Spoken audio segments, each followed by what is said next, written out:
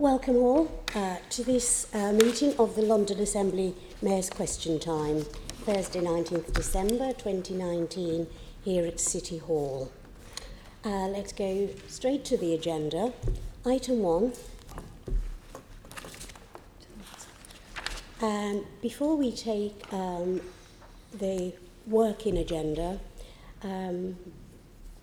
members will know, and Londoners and the world will know, that on Friday 29th November there was a horrific attack at London Bridge. On behalf of the London Assembly, I would like to thank the emergency services for their bravery in dealing with the situation so quickly. And I would ask Assembly members, and I'm sure the Mayor would like to join us, for a minute's silence to remember the victims, Jack Merritt and Saskia Jones, their families and everybody else who was affected. Thank you.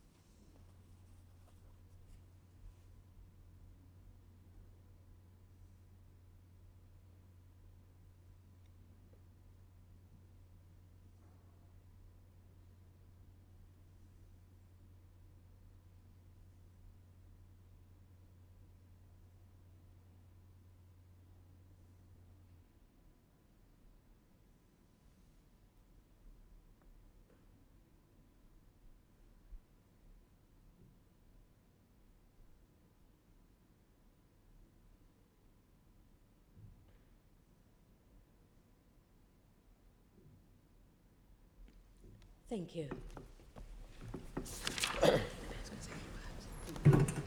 Now, Mr. Mayor, I know that you wanted to say a few words.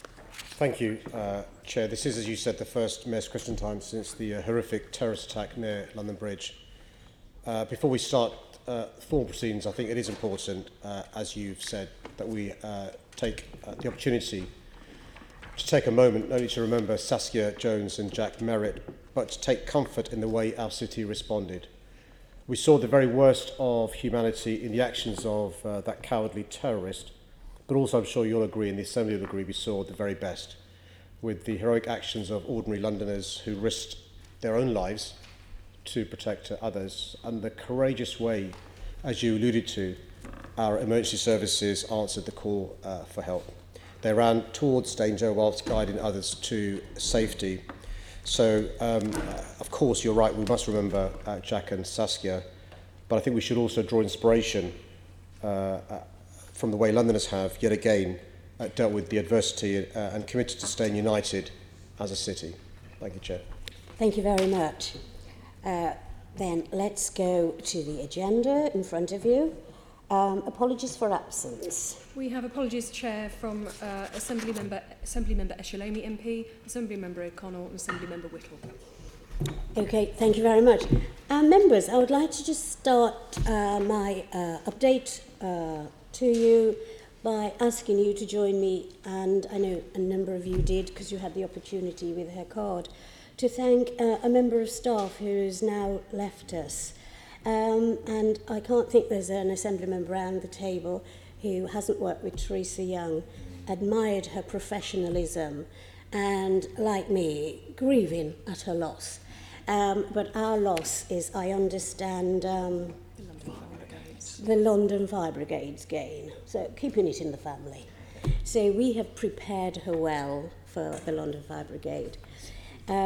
Here's someone who gave 19 years of service to the Greater London Authority, and the other person who will be leaving us, who gave just 1 year less, 18 years of service, and again, members have worked with him and I'm sure will have admired his can-do spirit, his professionalism, and his particular style in front of a scrutiny committee. I'm, of course, talking about Tom Middleton. It seemed to me our lives will be the time of Tom Middleton and post the TM Times. when you think of the wisdom and the knowledge that he has acquired. And we wish him all the very best in his new career. We also want to just embarrass the Mayor for a moment. And, well, it's not an embarrassment. It's a congratulations to you and your beloved wife. And she said yes to you 25 years ago. And you're celebrating your 25th anniversary. And indeed, so dedicated are you to London, you came out on your anniversary night to Southwark Cathedral and invited us all to your anniversary do. Thank you. Very kind. That was very nice of you. Thank you. We also have to thank the people of Norway for their special annual gift, the beautiful Trafalgar Square Christmas tree. And we all know that that was given in recognition of the British Allies' help during the Second War.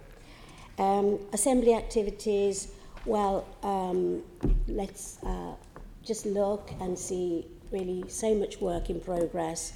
The Police and Crime Committee published a letter highlighting overgoing concerns about the Met's ability to respond to sexual offences effectively, calling on the Mayor and MOPAC to do more, of course, to address this. And then the Planning Committee, following an investigation into the Mayor's planning powers, the Planning Committee made a series of recommendations on how the process could be improved, including how the Mayor should identify anyone lobbying for planning applications to be called in. And the Environment Committee released their findings on tube dust, and that committee is called on TfL to make tube dust a bigger priority than it is at present. I'd also like, before we go on to other matters, to congratulate Assembly Member Eshalomi in her absence, and then to ask us to put our hands together because Assembly Member Bacon, who is with us, is now MP. Oh.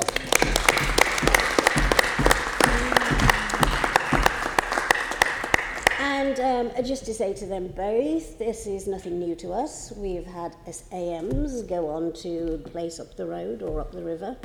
But here you will be an AM, and Caroline's laughing, and we know that you will be, and you will continue to do the work with us with integrity that you showed previously. Thank you so much. And we also welcome the Right Honourable Chris, how do I say his name? Philip, MP, who is now the new Minister for London. That was announced yesterday. Okay, declarations of interest. Members are reminded that the reports of this meeting have been published under cover of supplementary agenda, and that in accordance with section 100B4 of the Local Government Act 72, I have agreed to accept all the reports as urgent business. This is because they were listed on the agenda as to follow, but could not be published during the pre-election period for the general election held on 12th December. Can I ask the Assembly to note the recommendations set out at item 2? Can I ask the Assembly members to declare any other disclosable pecuniary interest or any other relevant interest where they relate to items on the agenda for today's meeting? I see no such declaration. Therefore, we go to item 3. Can I ask the Assembly to agree the minutes of the Mayor's Question Time meeting held on 17th October 2019, the plenary meeting held on 31st October 2019, and the Mayor's Question Time meeting held on 14th November 2019 to be signed as a correct record. Agreement? Yes, thank you. Mayor's Report. Can I ask the Assembly to formally receive the Mayor's Report covering the period from 1st November to 5th December 2019? The Mayor will now provide an oral update of up to 5 minutes in length on matters occurring since the publication of his report. Over to you, Mr. Mayor. Good morning. This is the first Mayor's Question Time since the general election. Of course, I'm personally disappointed by the result, but my priority now is to work with the government in the best interest of all Londoners. I'm in the process of writing to all London MPs, and it is lovely to see Gareth Bacon MP here with us this morning. It really is nice to see Gareth, and many congratulations. I'm also in the process of writing to ministers and seeking meetings to discuss the most important issues impacting our city, from the housing crisis to air pollution and the climate emergency, and from violent crime to Brexit and Crossrail. I'd also like to take a moment to congratulate, as you did, Chair, the other new London MPs, with a special mention not just to Gareth Bacon, but to Florence Eshalomi and also the former Deputy Mayor James Murray as well. City Hall's loss is Parliament's gain. I understand we've also had another election for the new leader of the London Assembly Conservative Group. I want to congratulate Susan Hall for being chosen to take on that role. I wish you all the best of luck. Today I'm pleased to announce, Chair, that Londoners will be given more help to acquire crucial skills in English and maths under major changes to our adult education system. We're determined to use all the power and resources at our disposal in London to help create the workforce of the future. This means making sure all Londoners have the opportunity to gain the skills they need to reach their potential. For too long, funding levels haven't matched what's needed to help Londoners improve their basic skills. We're looking to change that by increasing the funding for the adult education budget by 10% next year, a rise of £2.7 million. Since the last Mayor's Question Time, I've also been working on a number of other initiatives to improve the lives of Londoners. This includes continuing to start to build more social and council homes, ensuring our transport system remains affordable for all, cleaning up our toxic air, and continuing to do everything possible to tackle violent crime, not only by cracking down on criminals, but by tackling the root causes of violent crime. Thank you, Chair. I look forward to answering your questions. Before I do, two quick things. It is the season of goodwill. I'm not sure if it'll still be there after Mayor's Question Time. But in case we don't have time afterwards, I want to wish everyone a fantastic Christmas and look forward to 2020. And also, secondly, I've been asked for an oral update from Assemblymember Pigeon. On the 13th of December, Transport for London published its updated 5-year draft business plan. It outlines TfL's ambitious investment plans to support the growth of our city, making it safer and greener. The context of TfL publishing its updated business plan was different this year due to the general election. I was clear that the publication should happen as soon as possible once the pre-election restrictions ended, to give the Assembly the maximum time to consider this. It was published a day after the general election. I understand a copy of the business plan press release was shared with selected media under embargo ahead of formal publication. This approach is the same adopted by the London Assembly in relation to many of its reports. The press release was then issued by TfL on Friday morning. The business plan is accompanied by a covering paper for TfL's Finance Committee, highlighting key points for the committee's attention. I understand this covering paper was still going through final review on Friday, which held up the formal publication of the plan until later in the afternoon. As soon as these reviews were complete, TfL's business plan was uploaded to the TfL Finance Committee webpage. The plan was considered and approved by the committee yesterday. Separate to the press release, TfL wrote to members of the Assembly on the morning of the 13th of December, sharing the content of the plan and to let them know it would be made available later in the day.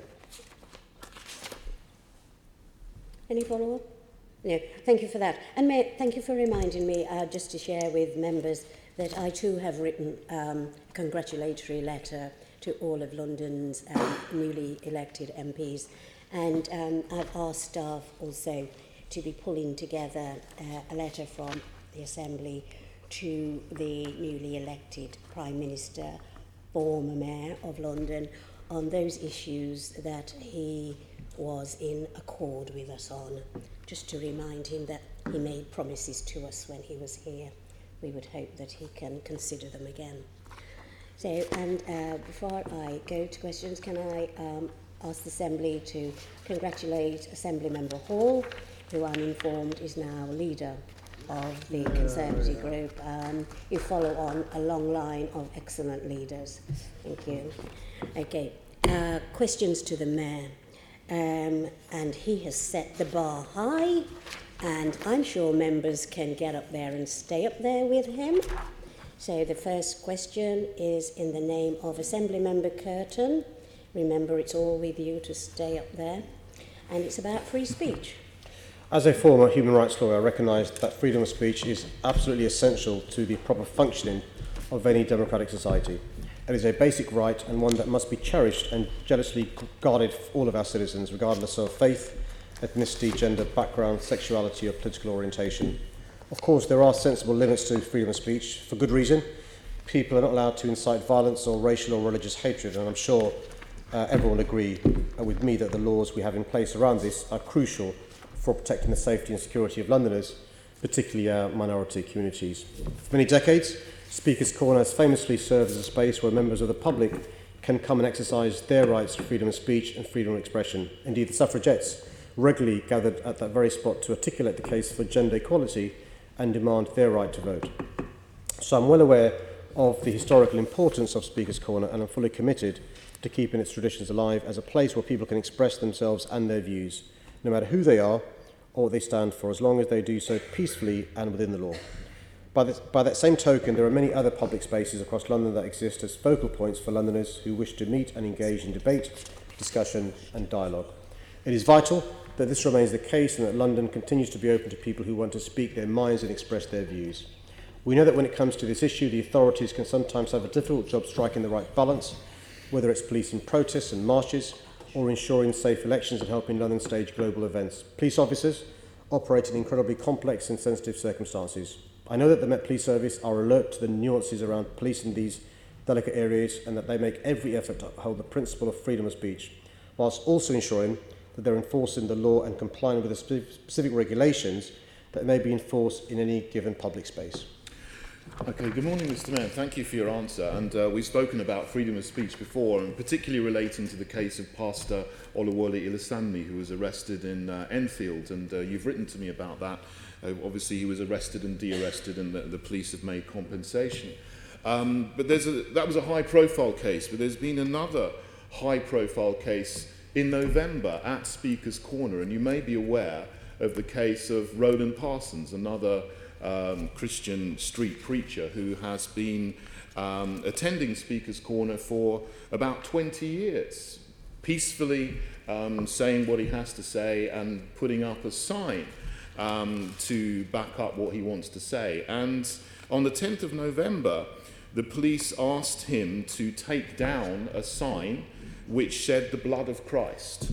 He'd had that sign up for many, many years, but suddenly, after 20 years, the police targeted him, asked for his name and address, and asked him to remove that sign.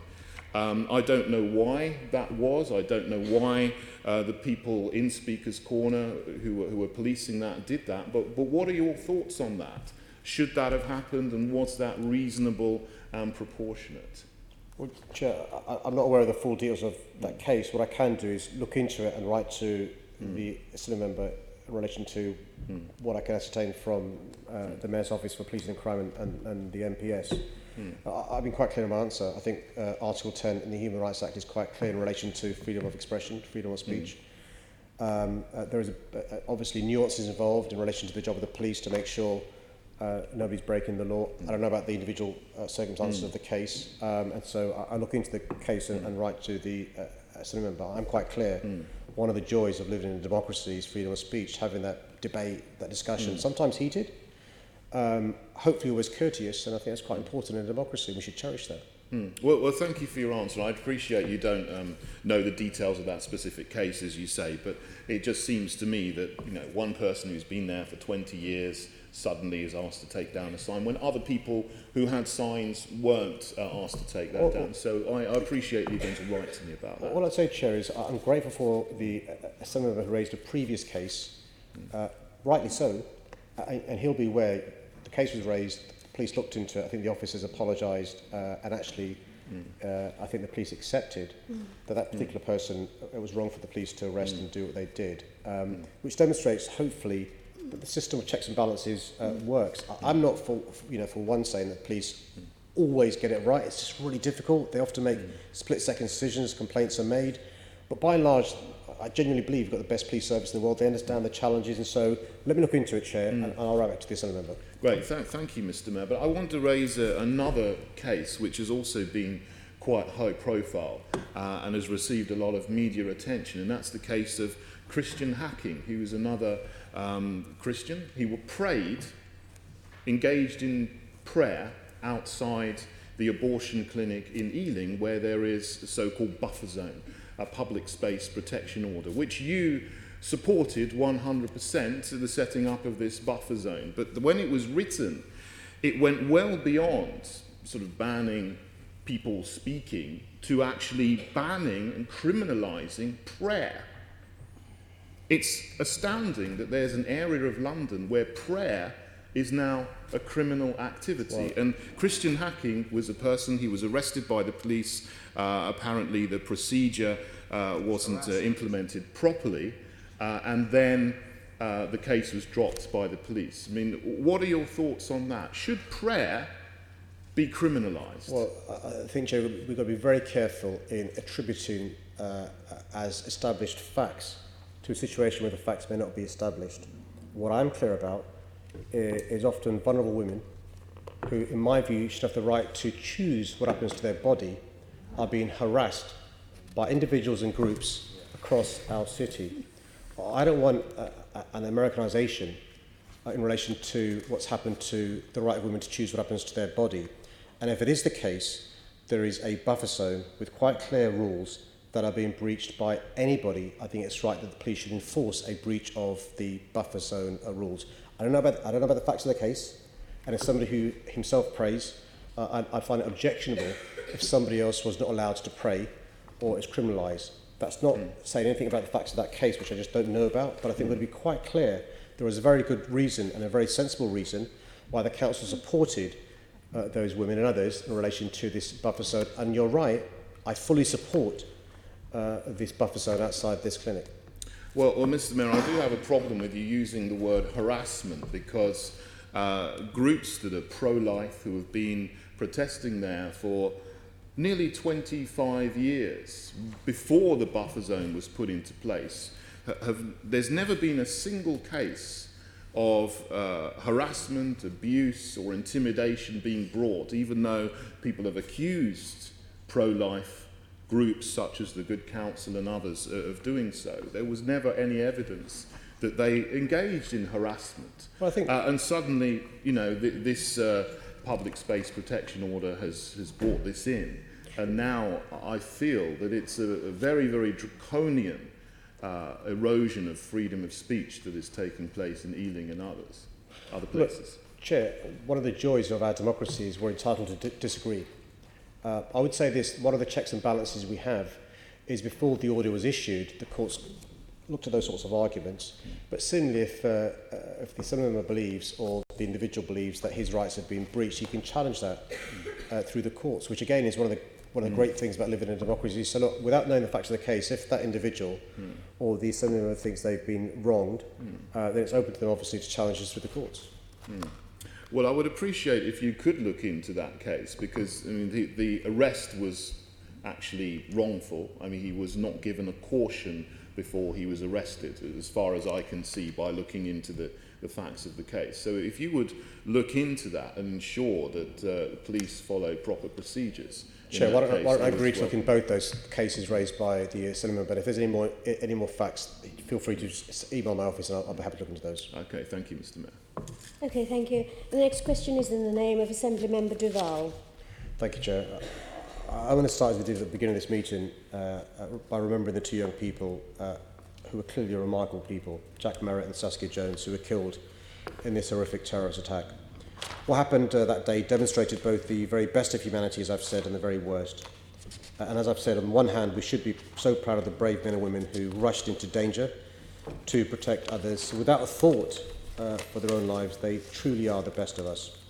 On the other hand, we saw a man previously convicted of terrorism, but sickeningly unrepentant, attacking innocent people. Terrorists like this target London because they hate the fact our diverse city is a beacon of hope and inclusive values.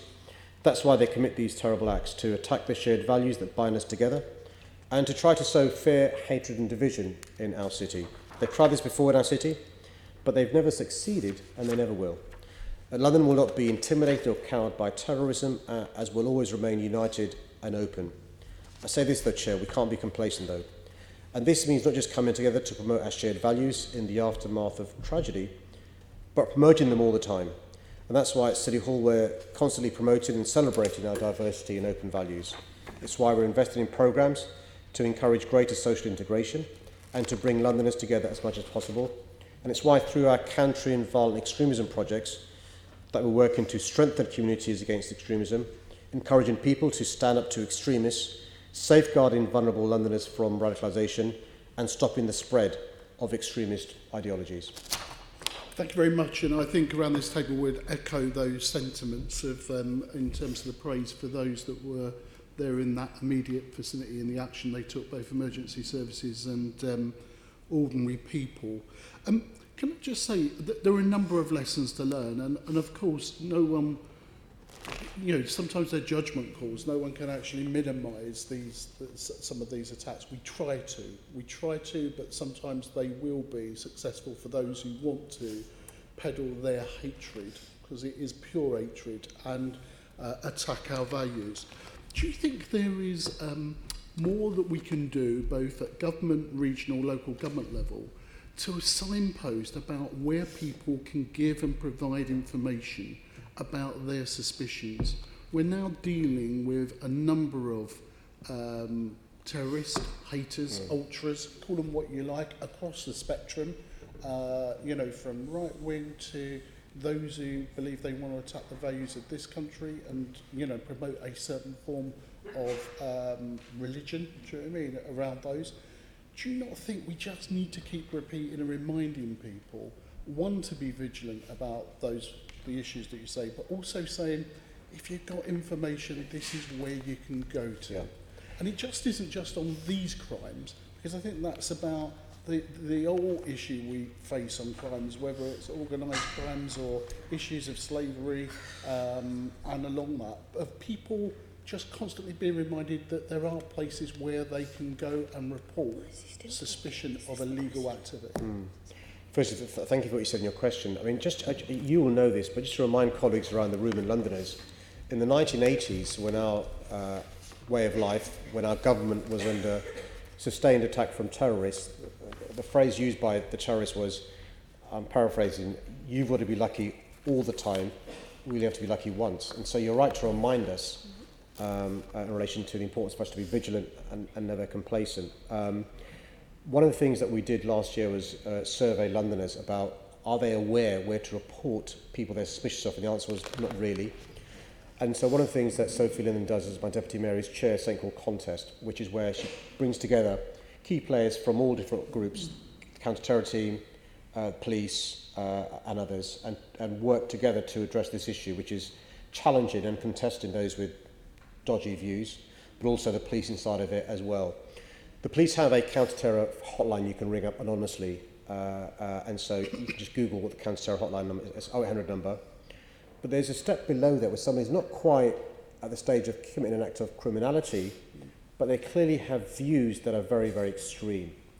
And that's the concern that the police have, because the police can't really be doing with those sorts of stuff unless they're criminal acts. And we've discussed with Senator Curtin the sort of fine line between the job the police have with nuances. And so I think we've got a role to play as politicians. Schools have a role to play, councils have a role to play, civic society has a role to play.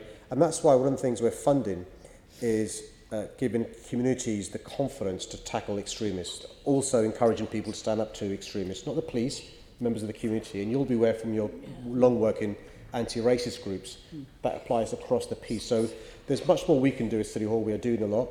There's much more the government can do. But what I'd say in the final point is, I think members of the public have a role to play as well in challenging hatred and challenging those who want to divide our communities.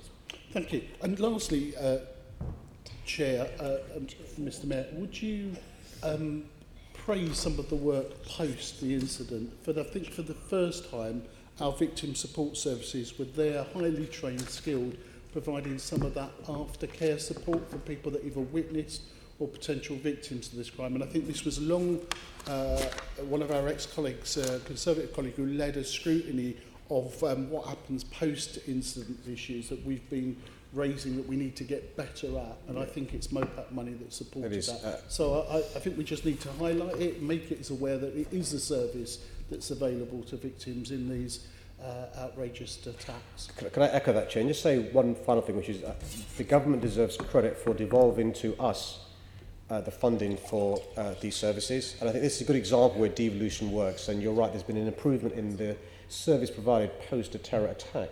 And that's because it was devolved to us by the government. They trusted us. And I think we've shown we can improve the service. Thank you. Next question is in the name of Assembly Member Russell. Thank you. I'm determined to achieve Vision Zero and to eradicate death and serious injuries from London streets. This means that 2020 will see a further step change in both the pace and urgency of programmes to tackle road danger. Transport for London and the Met Police are working hard to reduce these tragic events. Next year, we'll see the delivery of infrastructure schemes across the Healthy Streets investment portfolio to make London streets safer. Examples include more safer junctions, with 41 complete by the end of my current term. All TfL roads within the congestion charge zone will be 20 miles per hour by next April. TfL is on track to meet my target of tripling the amount of protected space for cycling, and the expansion of the cycle network will continue at pace. Communications and behaviour change programmes such as TfL's powerful new Watch Your Speed marketing campaign will continue to improve road user behaviour to reduce risk on our roads. I launched the Direct Vision Standards in October. It seeks to eliminate dangerous heavy goods vehicle blind spots proven to be the cause of pedestrian and cyclist death and serious injuries. Enforcement will start in October 2020. There will be further safety improvements introduced to the bus fleet through our world-leading bus safety standard. The Met Police Service will also further ramp up enforcement through Operation Vision Zero to tackle illegal and unsafe road user behaviour, and there will be an even greater emphasis on preventing speeding. Let me just end by saying this. TfL and I will continue to support the London boroughs to deliver Vision Zero and help them develop ambitious proposals to reduce death and serious injuries on the 95% of London's roads that is their responsibility. Thank you, Mr. Mayor. And very good to hear about the extra police enforcement. This is a crisis. 134 families are grieving the loss of people killed on London's roads this year so far. And that's not taking account of the many people who have suffered very serious injuries. Now, my Hostile Streets report for the Transport Committee focused on Outer London because that's where the greatest change is needed. Nearly 2/3 of this year's road deaths are in Outer London. Now, you've said lowering speeds is one of the most important things that we can do to make our streets safer. What are you going to do to cut speeds beyond central London in 2020? Thanks for that question. And by the way, thanks for your long interest in this matter in relation to campaigning for change. One of the things I alluded to in my answer was that 95% of the roads aren't in our control. They're controlled by the boroughs. So we're working with boroughs. Some of it is, and I say this not to patronise boroughs, to persuade them why it's important to address this issue. Sometimes, I've got to tell you, there is resistance from residents about reducing speed limits. The 20 is Plenty campaign doesn't always have the support. We are helping boroughs to try and, persuade them to do the right thing, but also give them support financially through funding to try and do the right thing, not just around schools, but other areas as well. And any help you can give is much appreciated. Persuading councils to do the right thing. One death is one too many, and you're right. We've had too many deaths this year. I think, the majority of the crashes where people are killed or very seriously injured happen on main roads, and a lot of those are on TfL roads as well as the boroughs. So yes, you're right to point out the boroughs, but TfL roads are also part of this picture. And the thing is that these very fast main roads run through communities. They're actually residential roads. They're places where people live, shop, and need to cross the road. Out in Brentford, some of those big roads, Gallows Corner, there are roads all over London where communities are living right up close to very, very fast-flowing traffic. Now, I worry that you're making this all a bit too complicated with lots of short sections of 20 mph limits. Have you thought about TfL trialling 20 mph limits on whole sections of road in its control beyond central London, so rolling out 20 mph much more widely? Yeah, so what we're doing, Chair, is working with the boroughs within the C-charge area, 20 miles per hour from April, and then the plan is to have Transport for London road network move in that direction going forward as well. And so one could argue that's a form of piloting, as you've been suggested, which is we do it first in central London and then roll out. The reality is, you know this, but if a car is going faster and comes into contact with a human being, there's more likely that person suffering serious injury, if not death. And that's why it's important to encourage drivers to go slower. So the 20 is plenty. The idea is to spread it across London. We start in central London. Okay, so you've started in central London, but you've got most of the crashes in outer London. Do you have plans to roll it out over this next year in outer London? It won't happen before the mayoral election. We think we'll get to central London by April 2020. It will happen after the election, should I win a second term. Okay, thank you. Now, with fellow members of the Transport Committee, I recently visited the Sarah Hope phone line, which is there to provide support for people affected by traumatic incidents on London's transport network. Sarah Hope's original vision was for this line to help road crash victims. How do we support the line to reach more of these people? Well, I spoke recently with those responsible for this charity, and one of the things we discussed was how we can reach more people, whether it's better marketing. I know I get criticised by these guys for marketing. One of the issues is how do we market the Sarah Hope line better. So I'm hoping that when we do market it more, I'm not criticised for doing so. I think it's important we reach more people, because often people are suffering the consequences of an incident on a road and they won't know who to turn to. And so I think we've got to make more people aware of the fantastic work the Sarah Hope line does. And I've seen for myself with the Croydon tram crash, but other injuries across London where it's been a real lifesaver. Certainly, I mean, when I visited the Sarah Hope line with the Transport Committee, we noticed that the cases were mostly public transport related and not from traumatic incidents on the road network. It's good to hear that you're thinking about doing more marketing for the Sarah Hope line, and that's very positive. Will you ensure that the Sarah Hope line is able to support everyone affected by death and serious injury on our transport network, including on London's roads? That's the ambition. You'll appreciate why, for obvious reasons, those who suffer injuries through public transport are more likely to hear about the Sarah Hope line, because TfL can then tell people who've suffered an injury or brief families about it. Question, how do we reach those who've suffered injuries, as you've said, in private accidents across London? And that's what we're looking into, how we can market the Sarah Hope line more. I'm afraid it does come at a cost. And we'll have to be careful about taking on those who say we shouldn't be marketing the Sarah Hope line. Well, I hope all Assembly members would support the marketing of the Sarah Hope line. Mr Mayor, every death on our roads is a tragedy. And Vision Zero is not just a target. It's got to be experienced now as a real change on our streets. I've got no further questions. I agree with that. Thank you, Chair. Next question in the name of Assembly Member Hall. Thank you, Chair. Yes, and I think it's somewhat ironic that a Conservative Assembly member has raised honesty as an issue given the events of recent weeks. I'm pleased that at City Hall we're taking a different approach, delivering change for our city, whilst being honest and transparent about the decisions we make. We said we'd make tackling air pollution and climate change a key priority, and we're now taking the boldest action of any city in the world. This includes the introduction of the world-leading ultra-low emission zone this year and declaring a climate emergency in London. We said to Londoners that it would be impossible to solve the housing crisis overnight, but we're now laying the foundations to fix the mess we inherited. This includes starting more council homes last year than in any year since 1984, giving residents and tenants the right to vote on estate regeneration, and doubling our homelessness outreach teams. We said we'd make transport more affordable for millions of Londoners, and we've made sure that TfL fares have been frozen for 4 years in a row, and we've introduced the unlimited Hopper bus fare. And we've said we'd implement a long-term public health approach to tackle violent crime, and that's exactly what we're doing through the Violence Reduction Unit and the £45 million Young Londoners Fund, which has created new opportunities for young Londoners to fulfil their potential. Right, okay. Thank you, Madam Chairman. Because of your caustic remark at the beginning, I can assume you're referring to the election. Quite frankly, you backed Jeremy Corbyn to be the leader of your party, and then the minute you lose very badly, as it happens, you then want him out. I suggest you should have put a bit more honesty into that and had gone for him before the election. It would have been more credible.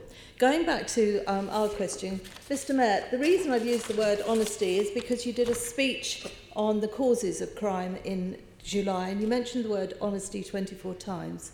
Mr Mayor, in all honesty, do you think you have made London, safer in 2019? I think we have. I'll give you some examples of why I think we have.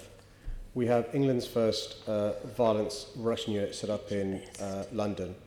And the fact that we have made progress is demonstrated by the fact that Home Office had confidence in giving us funding for the VRU.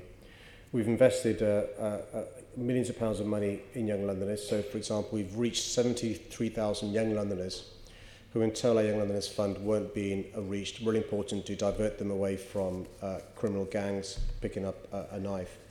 And the evidence appears to be coming now from the police that those under 25s suffering knife injuries has gone down over the last year, roughly speaking 13%, still far, far too high. But the police are pleased that progress has been made when you bear in mind that across the country we're still seeing a massive increase. One example of the difference we're making in London is if you look at the ONS figures for, I think, June, over the preceding 12 months across the country, violent crime involving knives is going up by 13%. In London, the increase has been 0.7%. Not good enough. We need to do much better.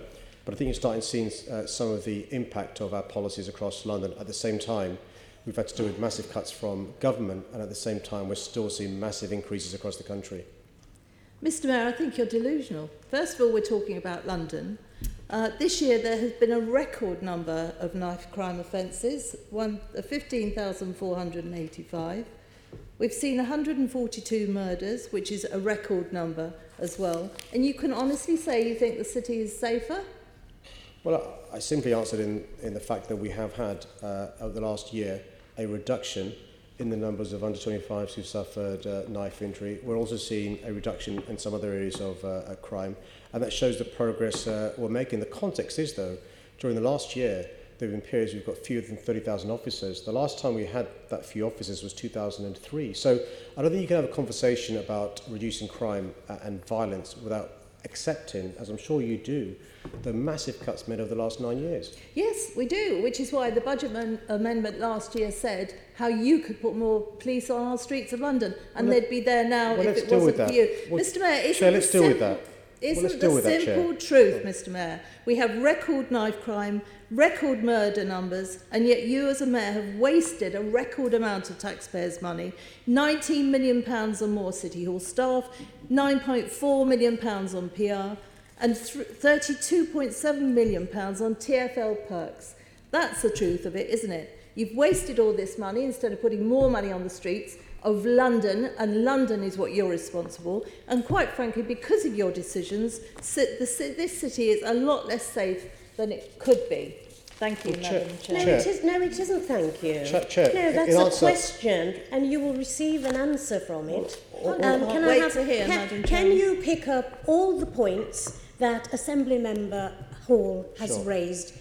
Thank you. The first point I'd make is a rant may be a good clip for a tweet, but it's not a serious discussion about violent crime. And I think for a politician to play political games when there are bereaved families across our city is a disgrace.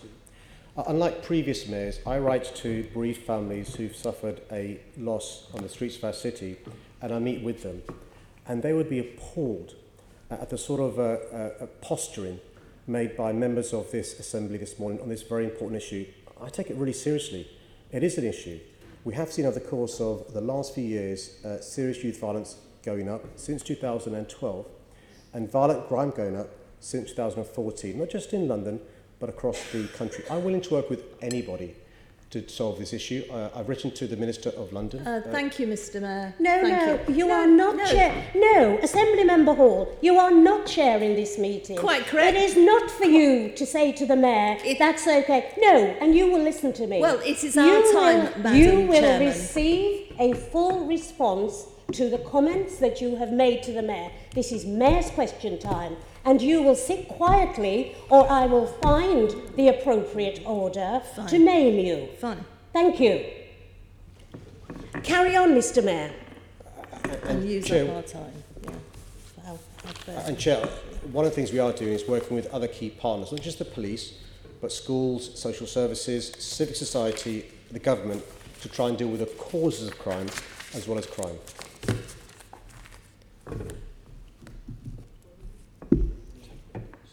Thank you very much. I just want members to understand that I'm here to chair the London Assembly's Mayor's Question Time. And I would ask the Mayor and all members to stay to the questions that's listed and to remember you are here working for Londoners, and Londoners expect you to put these questions and to get answers, and they are really not interested in anything else. That's my view of it. And I say it again, there is a standing order that asks for a member to be named, and I will not hesitate to use that and ask that member to be removed from the chamber. Thank you very much. Now I'll go to the next question. And that is, Assembly Member Prince, you indicated you had a question for the Mayor. Thank you very much, Madam Chairman. On the theme of of honesty, in all honesty, Mr. Mayor, are you satisfied with the state of TfL's finances? We're making good progress. If you remove the operating grant, which is what the government's done, and go back the last few years, when I became mayor, our deficit was £1.4 billion. And each year we've managed to reduce the deficit year on year. For the first time in TfL's history, we've reduced the operating costs in my first year of mayor. It's going in every year. Our deficit is now, roughly speaking, £500 million, and we're forecast to go into surplus in 22-23. One of the conversations I'll be having with the government is that the premise upon which the spending review in 15-16 was done is not there anymore in relation to concerns around fair generation from other streams. So we'll have the conversation with government, but we've made great progress, and that's evidenced by our credit ratings, which are still very, very good. Would you agree, Mr. Mayor, that part of the problem is, of course, the loss of revenue from Crossrail? It is. I mean, the three big factors why our finances aren't better than they could be are the delay in Crossrail. And Cinema Prince, that's not just the capital costs of the delay, but the fares we get from stage 4 and stage 5. The second issue is obviously the loss of the operating grant, £700 million a year. And the third main factor is the issue in relation to what's happening in society generally and the macroeconomics. So less people are using public transport to come to work in central London. But, you know, that is clearly one of the factors. I believe you said it actually, Mr. Mayor, but part of the settlement was predicated on us receiving something like 200 million from Crossrail. Do you think that's a conversation you can have successfully with the government? I've got to just be clear that I think the current Secretary of State, we've had very good relations with him, Grant Shapps. He's been receptive to a number of things we've discussed with him. And I think the government realises that public transport in London benefits the country. It's a national investment, whether it's improving signalling, new trains or Crossrail. And so the government will realise that actually, and they're a joint sponsor of Crossrail, that there are very good reasons why the position that we expected everyone, the previous mayor and the government in 15-16, isn't there and now. You'll also be aware that the spending review has been delayed for a couple of years. It's just a fact of life of Brexit and then the general election. So we are due one. And so my hope is with the Chancellor of the Government and the Secretary of State for Transport, we'll be able to persuade them why it's important to invest in infrastructure and public transport in London. Do you feel, Mr. Mayor, that you yourself have explored every route of increasing revenue for TfL? I think you mean me personally or the TfL board? Well, you as the mayor and yeah, instructing TfL as to what they can and cannot do. Yeah, I think we have. I think we've explored other ways of raising revenues, whether that's TfL, inverted commas, selling its services around the world as consultancy, whether it's issues in relation to the TfL estate, and we're trying to do what we can to not just increase revenues, but to reduce expenditure. There's no point increasing revenues, getting more money in, if it's not value for money. So you'll have seen, for example, in TfL the last 3 years, the merging of various parts of TfL, whether it's engineering. You'll have seen the massive savings we've made year in, year out. Never before in TfL's history, before I became mayor, were operating costs reduced, and for 3 years in a row, we've managed to reduce them. I have to accept you have done well, or TfL have done well on should we say, increasing savings? Yes, I think increasing savings, making more savings. But do you not feel, with hindsight, Mr. Mayor, that perhaps your decision to part freeze fares has contributed to the position that TfL find themselves in now? Well, Chair, can I say I'm incredibly proud after 8 years of fares increases, which arise to more than 42%, to be the mayor that's frozen TfL fares for 4 years in a row. And what that's led to is not simply Londoners being able to, in a city where the cost of living is very high, being able to have affordable public transport, but also what you've seen across the country is a massive reduction, for example, in bus usage. You're not seeing that in London. We're seeing an increase in relation to fares generated as a result of the fares freeze, according to experts, in relation to public transport generally. So I fully support my promise made to freeze fares. A really good example of promise made, promise delivered. One of two. The problem is, though, Mr. Mayor, and I don't want to get into the semantics of it. I just don't want to have an honest, sensible conversation with you about it. Is that whilst you are able to freeze the fares for London Transport or TfL, you do not choose, for probably the right reasons, not to freeze things such as the travel card. So the reality of your fare freeze is good in that we have bus fares freeze, although you did promise to reduce the bus fares, but that's fine. But if you use the tube and you have a return journey or more than a single journey, you're paying more because you're using a travel card or you're reaching the cap. So would it not really have made sense to allow those fares to increase in line with inflation, or however you wanted to increase them?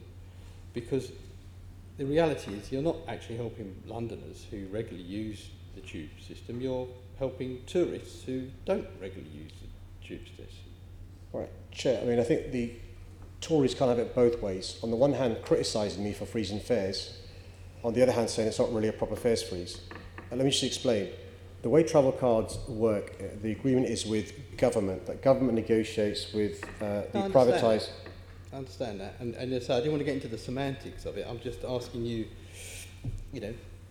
in all openness, because it doesn't make a lot of difference whether you do or don't freeze the tube fares, maybe you should have not frozen them and lost that amount of revenue. Well, all I'd say is that the average London household will benefit by around £200 because of my decision to freeze TfL fares. It's quite clear the Tories are against Londoners saving £200 and the Tories are against having affordable public transport.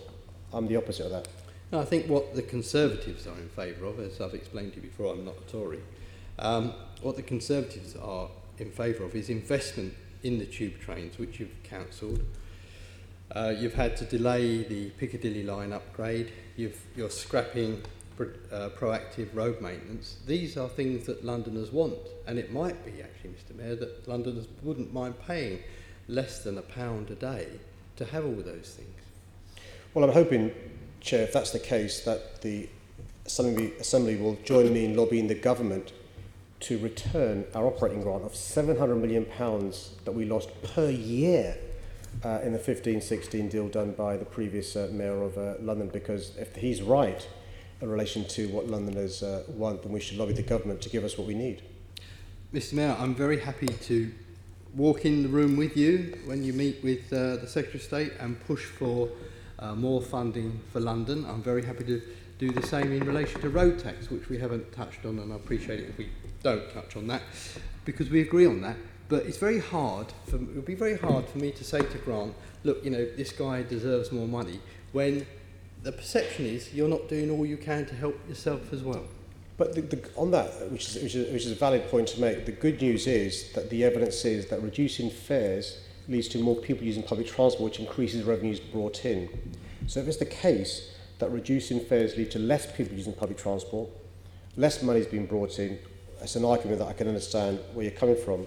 The evidence is around the country where they've increased the fares, similar to what the previous mayor did in London, there is less use of public transport, less money is being made. So actually, it makes economic sense, our policies to freeze fares, as well as good sense in relation to fairness for Londoners. I'm going to finish there, Mayor, but and neither of us have got the figures in front of us, but I think both bus and tube usage is going down. The point I made is in comparison to the rest of the country, use of public transport. No, in London, I get the point. Whether it's bus, whether it's tube, whether it's London Overground. Yeah, thank you. Okay, Assembly Member Boff. Mr. Mayor, can you honestly say that your junk food advertising ban is working? Well, Chair, first, can I thank the Assembly for the courtesy of giving me some photographs before I came in.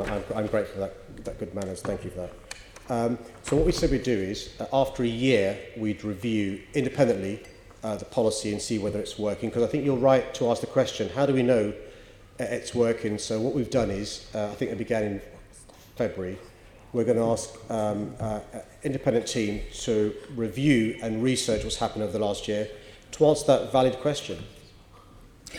Mr. Mayor, back in November of last year, I said to you that it would be a bad idea to accelerate the programme, which you did, of introducing the junk food advertising ban, because it was based on the principle of just measuring high fat, salt and sugar.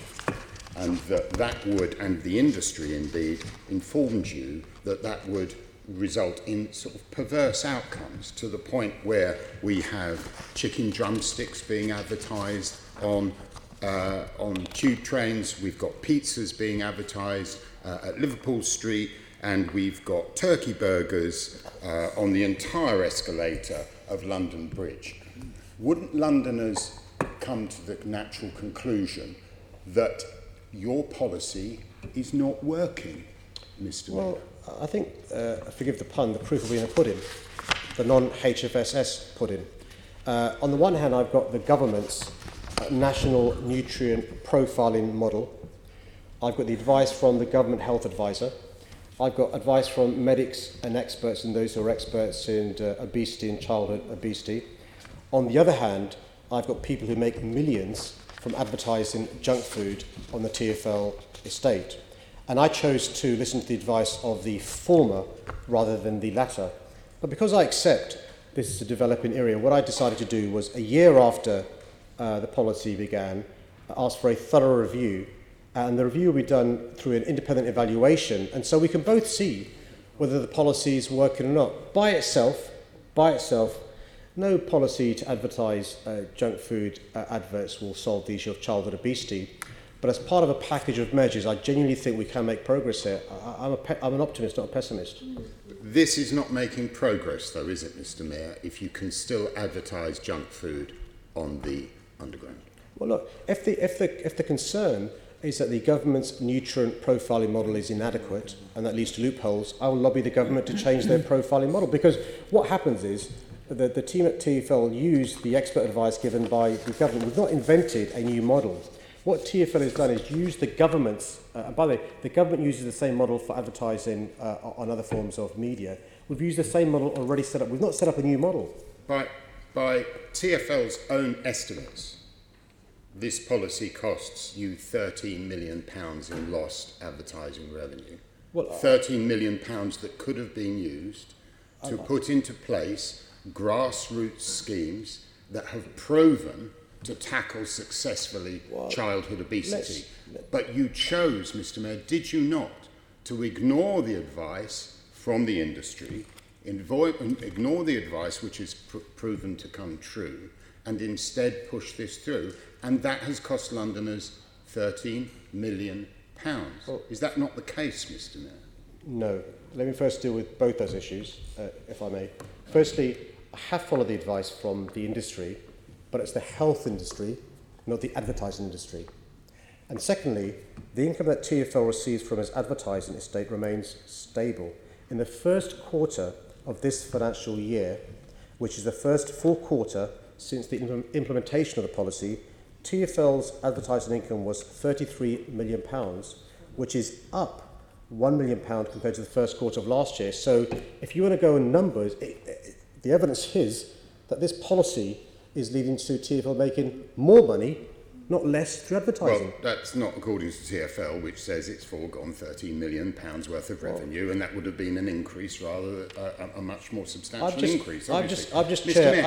Will you be honest and admit that this policy, as you've put in, is not working? No, I don't accept that, and I can't see the evidence where the Assembly member draws that conclusion. I ask you to look at the evidence of your own eyes, Mr. Mayor, and go onto the tube. Chair, I was pausing to breathe. It wasn't the end of my answer. Unless he's listening solely to those who make millions out of advertising junk food to children on the TfL estate. I'm not doing so, Mr. Mayor. I'm judging this policy, and Londoners will judge this policy by the evidence of their own eyes. And you're seeing something that Londoners aren't seeing, Mr. Mayor. You're seeing a success where Londoners see a failure. Thank you, Mr. Mayor. Let's go to the next question. and that is crime on tube and buses in the name of Assembly Member Devonish. Can I thank the Cinema for this really important question? Transport networks in London are safe. However, one crime is always one too many, and we take this issue incredibly seriously. 11 million passengers travel on TfL's public transport services every day. For every million passenger journeys, there are 10 reported crimes. By comparison, if we look at Britain's railways, in 1819, the crime rate was 21 reported crimes per million journeys. That's more than double the London figure.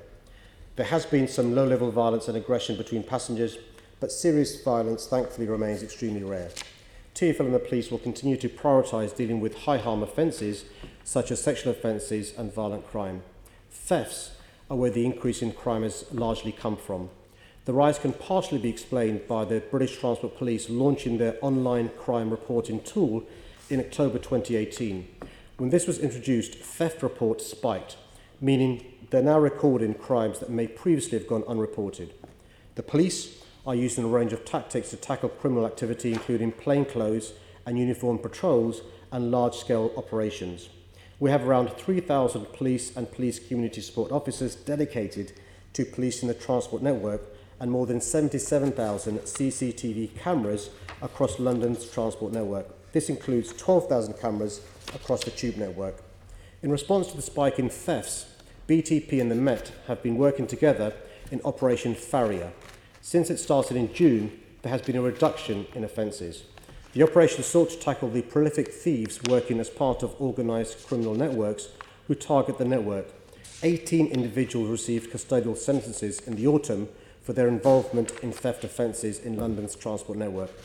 TfL is also publicising crime prevention advice to customers. As part of Operation Farrier, a week of action in September saw hundreds of officers working with TfL staff at the busiest stations to give advice to customers. Thousands of crime prevention leaflets and skim-safe card protectors were handed out, and portable digital screens were used at Liverpool Street and Victoria mainline stations to display crime prevention advice. Oyster card data and witness statements are also being used to support investigations and increase the likelihood of offenders being brought to justice. Successful outcomes against offenders are also publicised to deter offenders and make passengers feel safe. Thank you, Mr. Mayor. I think we'd agree the one thing you fully control as Mayor of London is our transport network. How exactly do you propose to cut crime from the 30% increase? And what would success look like, a figure, so we can actually demonstrate that you've succeeded in cutting crime rather than crime going up on our network, please? Well, as I've explained in my answer, crime is going up generally in the public transport estate across the country, as indeed it is on the streets. One of the reasons is because criminals are now targeting the public transport estate across the country. You've seen for 1 million journeys, it's more than double across the country. In London, we should be hopeful because since June, when Operation Farrier began, we've seen a reduction in thefts across London. One of the advantages of the new online reporting device BTB have is more people have the confidence now to report it. It's really easy to do. That's led to an increase. So we'll have to see in a year's time whether that's led to a stabilisation, because we'll have a benchmark to go against. But if you see the bar chart that I've got, you'll see the increase started after the new system of reporting. And I think one of the explanations given to me is the increase is caused by the ease with which you can now report theft. A huge number of the increase is caused by theft rather than other offences, which is sobering. But you accept this is very alarming. I mean, have you asked for a target? I appreciate your point about you have to measure the data that's coming in, but have you said to them, we must get back to where it was or reduced by X? You know, set people a target, because otherwise, you know, how are we going to know whether it's successful? Because every incident, of course, is very alarming. Yeah, it is. Thank you for the way you asked the question. And so the 1819 will provide a benchmark for thefts. We are encouraging more people to report, so you'll be aware of the survey done in 2013-14, which showed that more than 90% of unwarranted sexual behaviour wasn't reported. And so, say not in a flippant way, we're damned if we do and damned if we don't. We're encouraging more reporting, and then we're criticised when there's more reporting of crime and it appears crime's going up. The explanation I've received is in relation to unwarranted sexual behaviour and theft. The increase in reporting can be explained by more confidence. Report it to stop it is one example. But you're right, there's got to be a stage where you've got a benchmark and you can go forward. So we've got a benchmark now. The BTP and TfL know the importance of reducing crime I just say this though, the BTP are paid for partially in London by TfL. You'll be aware of the cuts in operating revenue. Clearly we can pay for more BTP, get more police if we've got more resources. That's not just the MPS, but it's more resources for the TfL to pay for more BTP police as well. I'll leave it there. Thank you. Thank you very much. Next question is in the name of Assembly Member Prince. Mr. Mayor, before you start, if I can just beg to just get cut to the quick on this one. So I want to work with you on this one. It's really about specialist vehicles, recovery vehicles, Mr. Mayor. You know that you have show vehicles that you've given exemption to. Well, these recovery vehicles that cost £300,000, £500,000, they don't have an exemption, and I was wondering whether you'd consider giving them an exemption. I'm quite happy to meet with you or with the Deputy Mayor to go through it in detail. Chair, can I just say, Senator Prince deserves huge credit. He organised and facilitated a meeting for me to meet the Motorcycle Action Group. That meeting led to your suggestion and the MAG suggestion, us looking at exemptions for those motorbikes that weren't Euro 3, and you'll be pleased to know, as well as that meeting, there's hundreds of motorbikes who have now been exempted because of the testing system we discussed. Yeah. Chair, I'm more than happy to facilitate a meeting between either me or the Deputy Mayor to meet with Senator Prince. I found it's often sensible to meet with him offline to discuss these things, because often we can work together and sometimes alleviate some of the problems that are generated through no ill will. And so I'm more than happy to sort that out. Great. And the other thing I'd like to ask Mr. Mayor is, can you give some consideration as how we can approach whichever authority it is, it could be the PLA, how we can do something around marine engine emissions? Yeah, I mean, this is a big issue, Chair. I'm frustrated at the lack of control over the River Thames. And you'll have seen the report recently in relation to a lot of the pollution in the rivers caused by vehicles on the streets. Yeah. The good news is, Deputy Mayor Heidi Alexander has probably got, and started by Val Shawcross, has probably got the best relationship City Hall's had with the PLA since we were set up. It's really good. We're working collegiately with them. And so again, what I'm happy to do is for Heidi to speak to Keith offline to discuss what we're doing, but also his assistance may help, because the good news is there are lots of willing partners. So it's not the case they're saying this is our river, they want to work with us to address this issue, and the technology is there. We can sort this out. Yeah. Well, while we're paying compliments to each other, can I thank you and the Deputy Mayor for the help you're giving us around Gallows Corner? I think we're going to get somewhere with that as well. So there you go. Thank you. Right, just say thank you, Assembly Member Prince, for that demonstration of how scrutiny at its best delivers success for Londoners.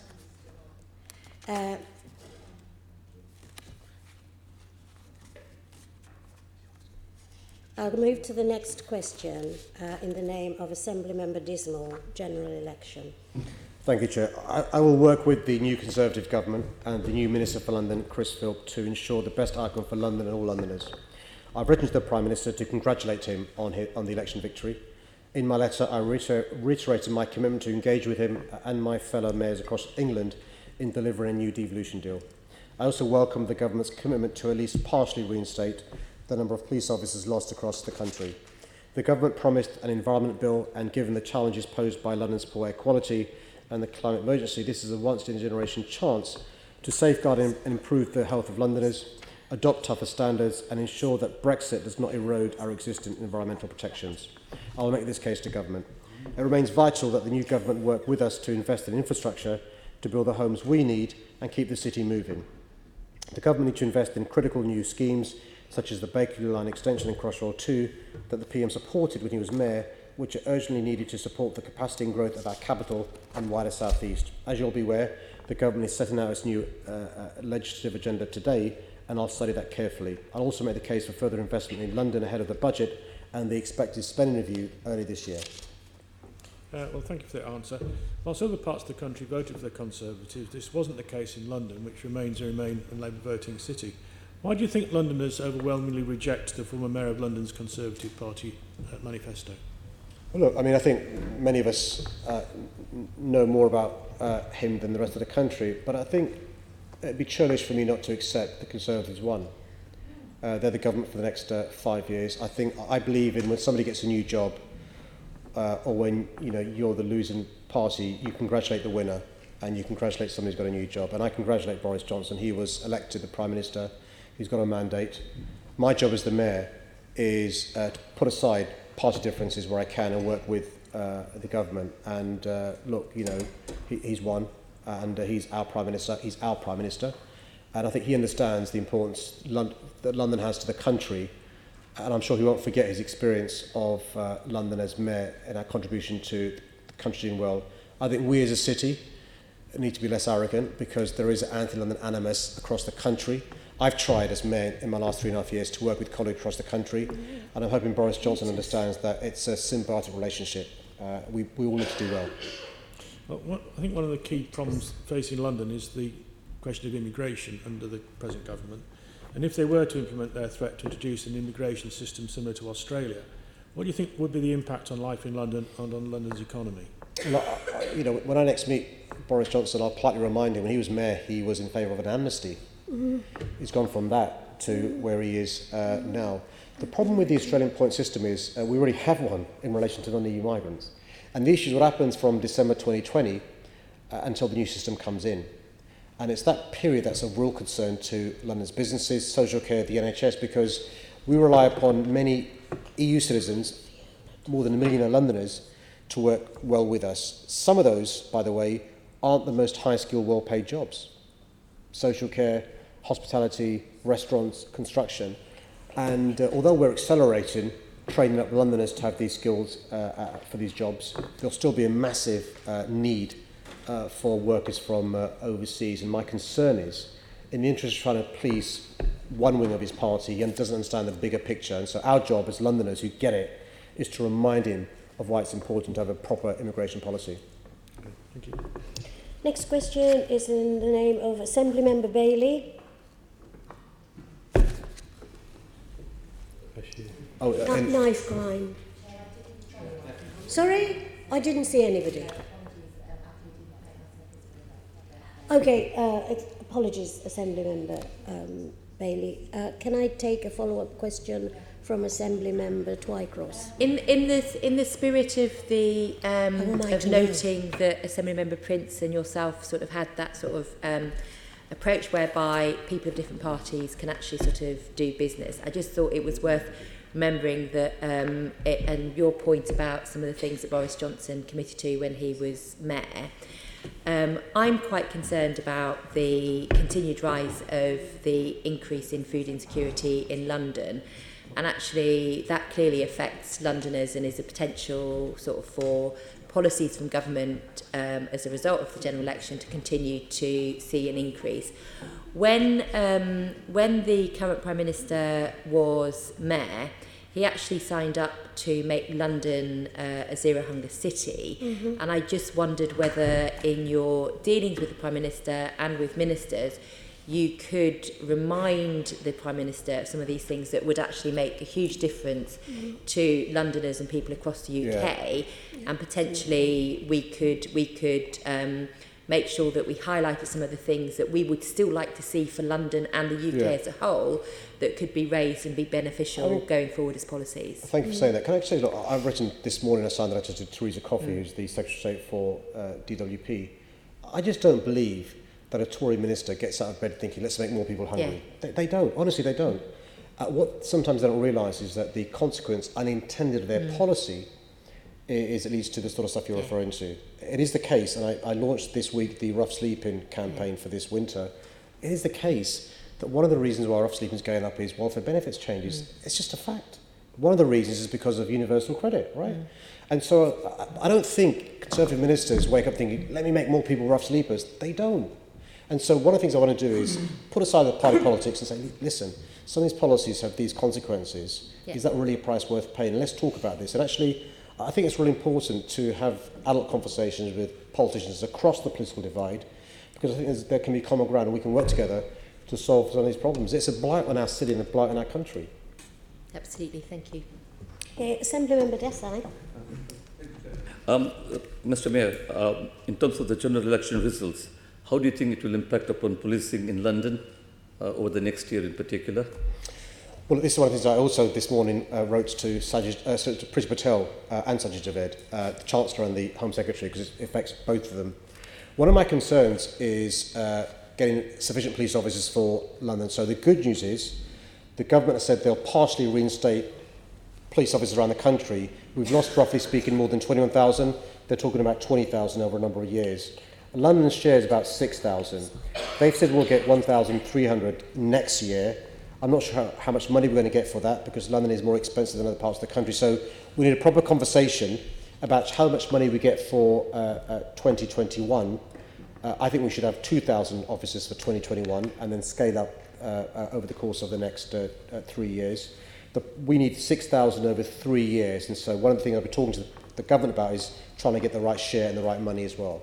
So, bearing what you just said, Mr. Mayor, in the Conservative Party manifesto, it is mentioned that any additional police resources will be used to tackle rural crime. Given what you just said, the scale of serious violence in the capital, do you think this is the most appropriate area for the government to focus extra resources on? I'm not against the countryside. We don't want crime anywhere, but we are here to protect the interests of Londoners. Yeah. I mean, so we need frontline police officers, but we also need more detectives. We need more forensics. We need support for the back office. So I think it's a discussion I'm going to have with both the Chancellor and the Home Secretary to explain, even if we get 6,000 police officers, that by itself is not enough. We need a proper conversation about the other crime-fighting resources we need, but also we want to deal with the prevention. The best way to reduce crime is to stop it occurring in the first place, and that's why investment in youth services and schools is also very important.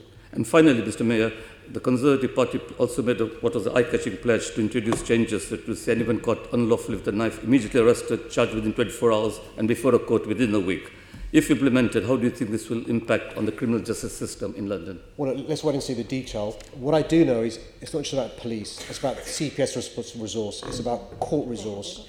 I'm a firm advocate of swift justice. I believe in swift justice.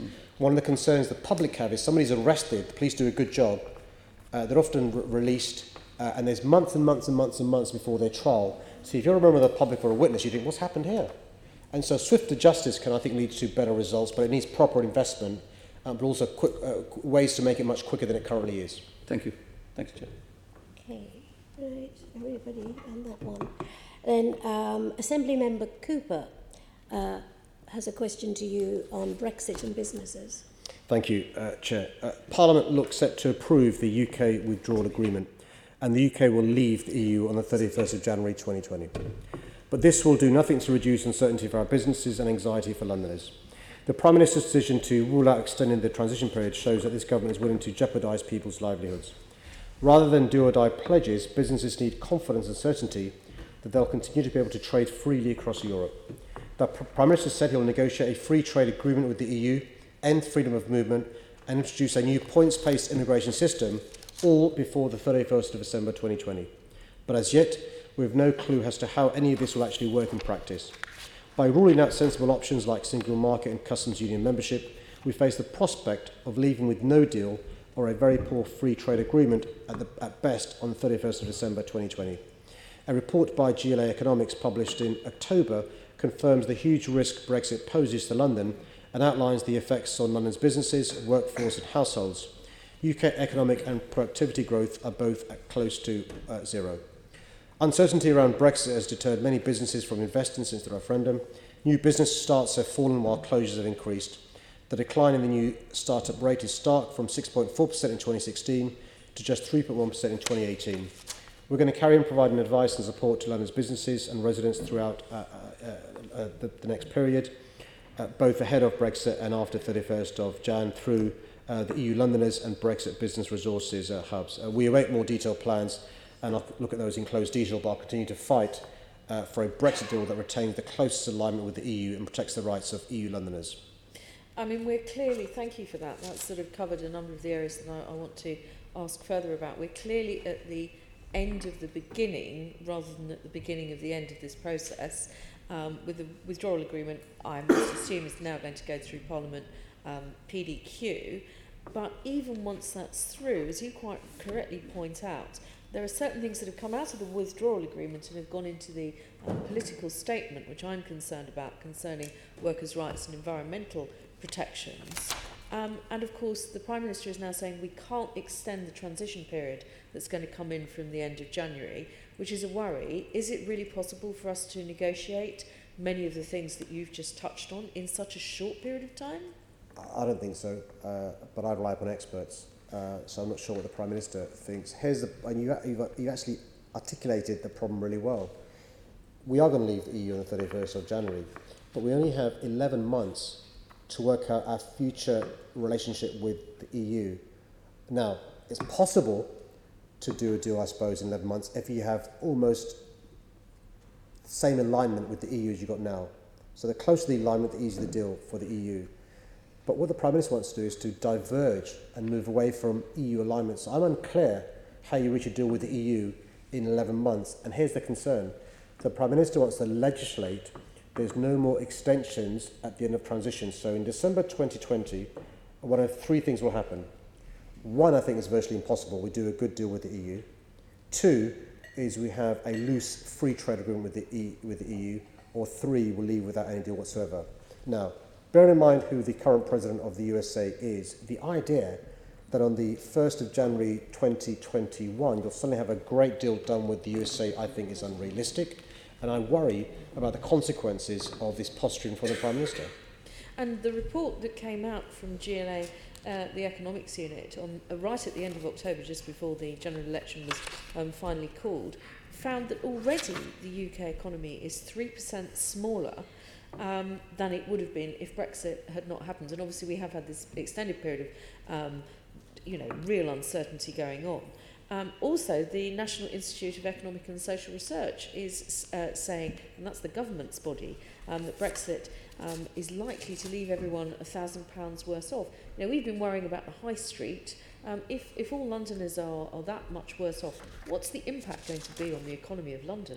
Well, what we do know is that we've got huge strengths as a city, but despite the underlying strengths, our economy hasn't grown what it should have done. You can do two lines, one like that and one like this, and we're like this. And this is before we've actually left the EU, let alone before we've got the other end of December 2020. Our economy is linked in relation to, if parts of the economy struggle, other parts can be affected. The good news in London is we've got lots of different sectors, from finance to life sciences to higher education to culture.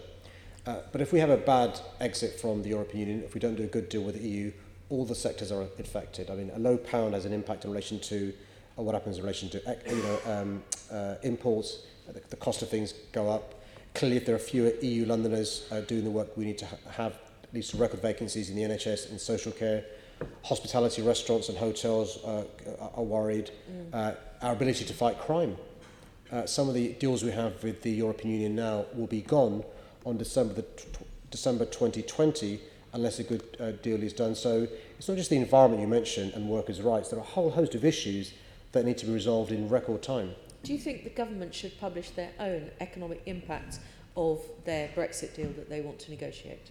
Well, I think it would lead to transparency. It would lead to us know what's going on, because we will now have to, after January, and Fiona Schweiker has done a great job chairing the resilience group, we'll have to start working again towards being ready for the possibility of either no deal on December 2020 or a free trade agreement that doesn't have its own connection. So the more information we have, the better job we can do as City Hall at getting Londoners ready, whether it's businesses, whether it's the NHS, whether it's councils, whether it's the port. And that's why maximum transparency leads to plans being able to be made to mitigate the worst excesses.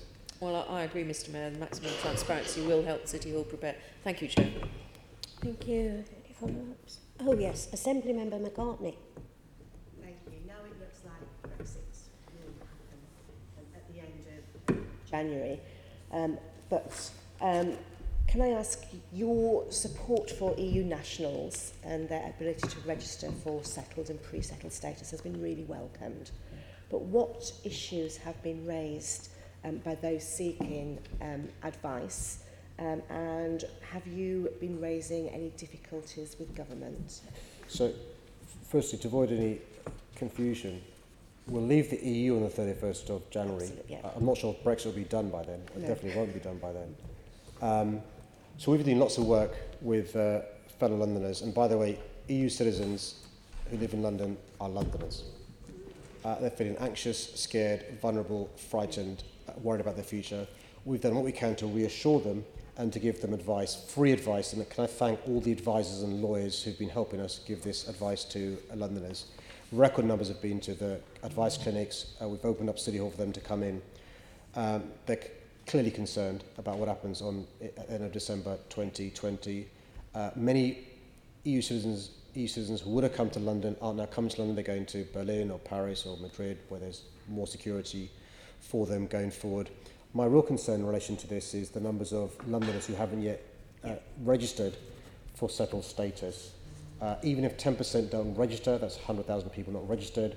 We know how inefficient UK BA is. I'm being polite in relation to immigration. We know about the hostile environment. My concern is what happens to these people who aren't registered. Brandon Lewis has said publicly they could be deported after the end of transition period. So imagine the impact that has on you as an EU citizen who's been here for many, many years. And so it's older people I'm worried about, have they got access to technology to register? Children of parents who are here. So a lot of work needs to be done, and one of the points I made in my letter to the Home Secretary was the importance of more work being done here. Good. I've recently met with the Eastern European Forum, who tell me that they are still concerned, and in particularly about a very large Bulgarian population that I have in my constituency. I think they are quite low in registering. Going forward, will you do some work to look at which groups may be having more difficulty and perhaps doing some more targeted work if necessary? Yeah, I mean, within the resources we have, Chair, of course we'll do what we can to try and make sure that the groups that aren't being reached are being reached. The registration rates amongst some of the EU27 is not great, and so we've got to make sure we try and reach those parts of London that at the moment have not reached yet. Thank you. And during the latter stages of the election campaign, the Prime Minister said that he wanted to bear down on migration as people from the EU have been able to treat the UK as though it's basically part of their country. Well, these are, of course, reciprocal rights, and many UK citizens will go to Europe and have those same rights. So will you join with me in completely rejecting that divisive scapegoating of EU migrants? Make it clear that this is a country and a city that welcomes EU migrants, and perhaps when you next speak to the Prime Minister and government ministers, you make it very clear that the tone of the debate has got to change in the future. Can I agree with everything you've said? My view is quite clear. EU Londoners make a massive contribution to our city, economically, socially and culturally. One of the reasons why we are the greatest city in the world is the contribution made by EU citizens. Long may that continue. Thank you. Assembly Member Curtin. Mr Mayor, I know you've been campaigning for a long time for a people's vote, but the great thing about the general election last week is it was a people's vote, and the people voted for Brexit, and that's a fantastic thing. And I think over the last 6 years, people have voted 6 times for Brexit, and people voted for UKIP in the European elections in 2014, the referendum in 2015, they voted in the election in 2017 for parties that said they were going to support Brexit, unfortunately didn't, but then voted again for the Brexit Party in the European elections in 2019 this year, and then just now voted to get Brexit done, which is a fantastic thing. And the question we have here is about Brexit and businesses, and we need to get the right person in to do a good negotiation with the European Union to make sure we get the best trade deal. And people today are suggesting that Nigel Farage could be that person. I mean, would you support Nigel Farage being the chief negotiator to get the best free trade deal that we can with the European Union going forward and to ensure the prosperity of our nation? No. Merry Christmas. There you go, Mr. Mayor. But another.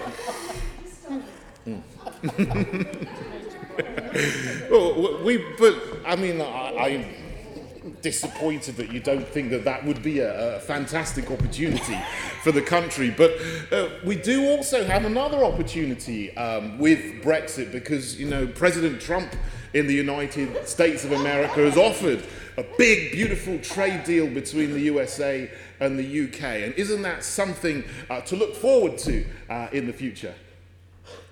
No. I'd be very careful accepting anything from Donald Trump. Well, Mr. Mayor, that's the difference between you and me. And if I was sitting in that chair, which I may be after May, who knows what the electorate will decide? I would certainly support a big, beautiful trade deal with the United States and any other countries around the world. I suspect, Chair, if the mayoral election is like the general election, we'll have a Conservative Brexit line packed. And so what I say to London is the choice is to vote for Sadiq Khan as the mayor or Sean Bailey / David Curtin. Disgrace. Thank you, Mr. Mayor. Okay, let's move to the next question. The next question is in the name of Assembly Member Bailey, knife crime. Thank you, Chair, and thank you for this question. The main ways to get knives off our streets in London are enforcement, taking the knives away from those currently intent on carrying them, and prevention, stopping people from carrying knives in the first place. Since I became mayor, we've invested record amounts in policing from City Hall against a backdrop of record cuts from the government. This has funded a new dedicated violent crime task force with nearly 300 dedicated police officers focused on the areas worst affected by violent crime. Since the task force was first launched in April 2018, it has carried out 12,323 weapon sweeps, recovered 1,367 knives and 906 offensive weapons, and arrested 7,739 suspects. Over the same period, wider activity across the Met has seen 60,812 weapon sweeps and 4,448 knives recovered, along with 2,137 offensive weapons. This is a huge amount of knives taken off our streets. We're also working with retailers, trading standards and the police, and have launched a responsible retailers toolkit for businesses. This is educating them on their legal responsibilities. However, much more needs to be done to regulate online retailers, and we continue to lobby the Home Office. We're also supporting schools to safeguard their students, and this includes providing knife warrants with more than 300 now in schools and increasing the number of safer school officers across the capital. There are currently 25 knife bins in London supported by the Met, who are looking to find trusted partners in order to increase the number of bins deployed in London. Initiatives such as knife bins and amnesties are not solutions in themselves, as everyone has knives in their homes, but are useful as part of a wider package of measures. Vitally, this includes focusing on tackling the complex root causes of crime, which can help us prevent people from deciding to carry knives in the first place. In London, we've established a new violence reduction unit, England's first. This is bringing the police together with local councils, the health service, community groups and others to work on a shared approach to preventing people from turning to violent crime. Over the last 12 months, there have been reductions in the number of under-25s injured through knife crime, but it's still far, far too high, and too many people are losing their lives. Every single life lost to knife crime is another tragedy, and I can assure Londoners that tackling violent crime in London, including knife crime, will continue to be my top priority. Thank you, Mr. Mayor. Thank you for your answer. Just before I take it on, can I bring to your attention Owl? And I'm not trying to score any points here, I just want to make a point. Owl is a fantastic community organisation that works across 10 boroughs across London. It's effectively an app that allows people to do neighbourhood watch on a real huge industrial scale. Recently, they've been involved in helping solve a murder through their alerts that they can send out. Owl contacted MOPAC some time ago to secure some funding. MOPAC agreed to that funding to fund them until March to keep them going. Part of that conversation was if they don't receive the funding in time, they'll be gone by Christmas. MOPAC agreed to this but hasn't provided the funding. And I just wonder if I could encourage you to give MOPAC an almighty shove to have this happen, because if they don't, Owl will go under by Christmas. And the point here is they've already agreed to the funding, so that conversation's been had. It's just actually the payment of the funding would be very useful at this point. Chair, can I thank you for raising that. Can I ask the member to just email my office and I'll look into that this afternoon? Okay, thank you. I'll do that. Thank you very much. Now back to question, where are we? Has your knife crime strategy been successful? We're starting to make progress. I think what we've seen over the last 12 months is a reduction in knife crime injuries for under 25s. In the context of it going up across the country, I think a reduction of 13% of those under 25s who've been injured using knife crime. We've seen in relation to knife crime generally, whereas across the country the ONS has gone up by 30%, in London it gone up by 0.7%, which is in numerical terms negligible, still too much. So we're starting to see some evidence of decreases. It's not good enough though. We need to see much more reductions, and one of the things that the Commissioner is focusing on in relation to the new recruits coming through is how we can use them to address the issue of reducing violent crime. At the same time, as I said in my answer, dealing with the causes. The best way to reduce violent crime is stop it occurring in the first place. So enforcement is important, of course it is. We want to stop it occurring in the first place as well. And you're seeing now some of the work the VRU are doing. So, for example, we know that the time of day when there's the largest amount of serious youth violence is between 3 p.m. and 8 p.m. Many after-school clubs are closed down, youth centres have closed down, nothing for young people to do. So the VRU is investing in facilities for young people to be kept busy between 3 p.m. and 8 p.m. You'll also be aware of the big concern about exclusions and the link between children excluded and getting involved in criminal gangs. The VRU is working with schools now, so there are steps before a child is excluded. And so we're doing lots of work across a number of different areas, and I'm hoping to see progress faster, but also more deeper as well. How are you tracking this work of the Violence Reduction Unit? The obvious question, has it been a success? But how many lives have been saved? How many hours have young people been engaged where they wouldn't be engaged before? Well, there's a number of metrics the VRU are using, and of course you're more than welcome to meet with the head of the VRU to discuss some of these. I'll give you some examples of metrics that we've used. So one of the things I did was, against opposition from your group, was to agree to a Young Londoners Fund of £45 million. And thankfully the rest of the Assembly voted for that. And so what that's led to already is, I think, more than £20 million that we can assess that went out the door, is reaching more than 73,000 young people who, but for this money, wouldn't be receiving any support to do youth work across London. So that's 70,000 young people being kept busy. Another example of the metrics is during school holidays. You'll be aware that during school holidays there can be a massive increase, for reasons we understand, of violent crime amongst young people. We're keeping young people busy, and we can give a metrics for the number of young people using these facilities as well.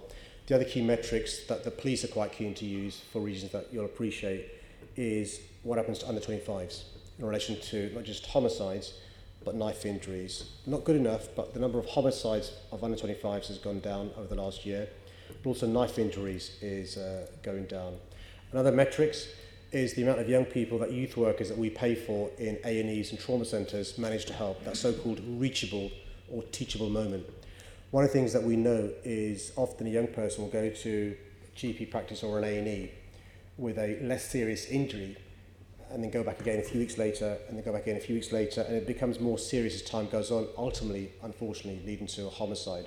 Question: the first time the young person goes into an A&E, or can we turn them around and work out what it is that's leading to them being the victim of knife crime? And here's the really heartbreaking stat, which is when the police arrest somebody for a homicide, 72% odd, I may have the thing a bit wrong, 72% of those arrested for murder or manslaughter themselves were victims of a knife crime.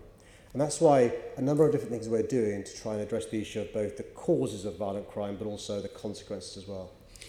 When I spoke about this subject with you earlier on, we talked about the VRU and that you didn't have a plan for them. And the tactics and statistics you've talked about now all sound very good. But we are in a record year of homicides. So are you comfortable with the performance of the VRU? Are you comfortable with your own performance? Last year we had a record amount of homicides. This year we've had another record year of homicides, and we've had over 15,000 knife crimes. Are you comfortable with what you're doing? Well, every death on the streets of London is a tragedy, and I meet many families who will never come to terms with their grief.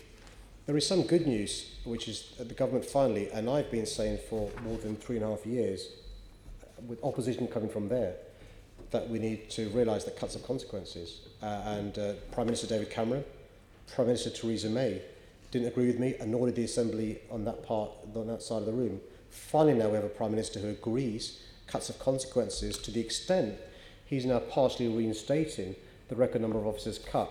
That by itself won't solve this issue. Yes, we need to reverse the cuts made over the last 9 years in police officers. We also need to reverse the cuts made in relation to youth services. We need to make sure we have smaller class sizes. We need to help schools have fewer exclusions.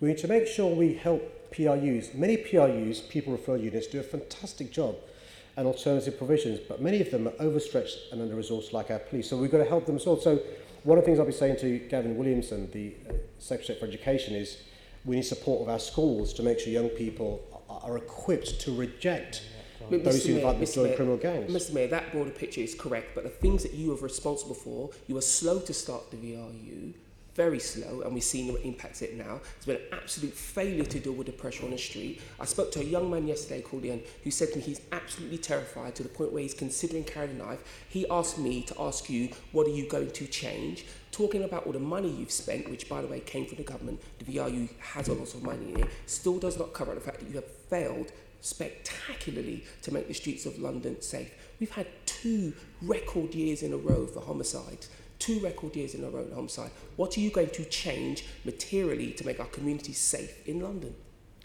Well, let me deal with it. Hopefully I get as much time to answer the question as the questioner had in asking the question. So serious youth violence in London started going up in 2012. Violent crime in London, like the rest of the country, began going up in 2014. Since I've been mayor, one of the things I've been trying to explain is that most of our budget comes from central government, about 80%. We've had massive cuts, though, over the last 9 years, losing more than £800 million. That's had an impact on police officer numbers. But, Mr. Mayor, we know this. It's not about those cuts. It's about what you have been Assembly doing. Member Berry, you will allow the Mayor to finish his answer, please. It's not just about fewer police officers, fewer community support officers, and fewer police staff. It's also we've seen massive cuts in our education system in relation to what's happening in schools, in youth services, which leads to young people often thinking the best way to have a sense of belonging is join a criminal gang. The best way to feel safe is picking up a knife. So we are dealing with a situation where we need a public health approach. And one of the things I've been advocating for, and we now have in London, supported by the government, which is very important, is a public health approach. We will not solve violent crime just by policing. It needs to have a public health approach. The police, social services, local authorities, education, probation, civic society, the faith community, parents and politicians. And I'm really pleased we now have that approach in London. Mr. Mayor, we know all that, but we're concentrating on what you're in charge of. And there's just 2 things that you failed to take responsibility for this from the beginning. You continually blame it on everybody else. And what we want to know is what you're going to do. You are responsible for the safety of London, nobody else, and you failed to do it. That's enough. Well, I've just explained, Chair, that one of the things that I've done is convene the violence reduction. No, that was a question. You will get an answer. He spoke at great length in order to use our timer. He spoke at great length in order to use our timer. It's for members to understand whether or not they're making a comment. It's not for the Mayor to waste our time, and he knows that. And he's been wasting our time as well as London's time. If you put a question, you're going to get an answer. Well, Can that's I have not my an business. answer? I have to deal with this Mayor who's done absolutely nothing to keep our community safe and stands in the chamber now and wastes all our time. Answer the questions or don't, but don't wander me through hundreds of years of history that I already know. You're only denying the inevitable. Mr. Mayor, I'll have an answer to the questions that were posed. Sure. What I'd say to the Assembly members is, imagine if Ian was watching your behaviour now, what he would think.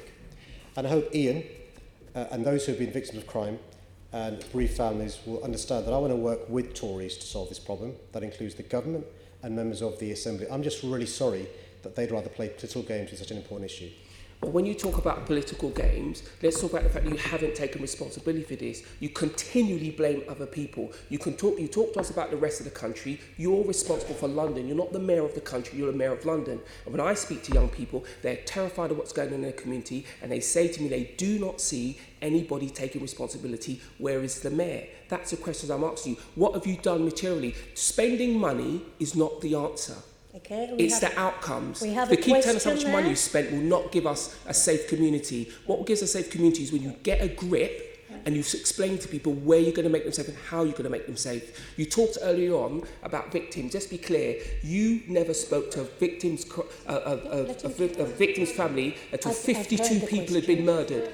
52 people have been murdered, and a radio DJ shamed you into contacting those families. If you'd have contacted them first, you'd have had something much more positive to do on the streets of London. We are dying. Our children are dying on the streets because you're not taking any action.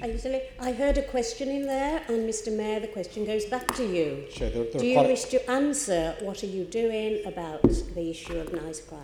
There are quite a few questions there, Chair, which I think it's only fair that I get a chance to respond to. You have the floor. So first thing, I find it astonishing that anybody who truly wants to reduce violent crime doesn't understand the link that London has with the rest of the country. And the breathtaking ignorance to not realise that the National Crime Agency has a role. The breathtaking ignorance to not realise that county lines has a role. but also the failure to properly understand the impact of cuts and the consequences they have demonstrates a lack of skills, experience and expertise to be the mayor of this great city. The important thing we're doing in London is making sure we have a public health approach to address this issue. And that includes looking at where there's been success in reducing violent crime. And that is outside London, for example, in Glasgow, where the Scottish government has been far more receptive to a public health approach than this government over the last 3.5 years. That means, for example, working with schools to reduce exclusions. That means, for example, making sure there is investment in policing and swifter justice. That means, for example, trying to address the issue of adverse childhood experiences. That means working with not just faith communities, but civic society as well, to make sure you deal with the causes of violent crime as well as the consequences. And frankly, Chair, I will not accept a lecture from the advisors David Cameron and George Osborne about how to reduce violent crime when they were responsible for the massive cuts that have led to these consequences. Okay, thank you for the answer. Assembly Member Curtin, you have 40 seconds. Thank you, Chair.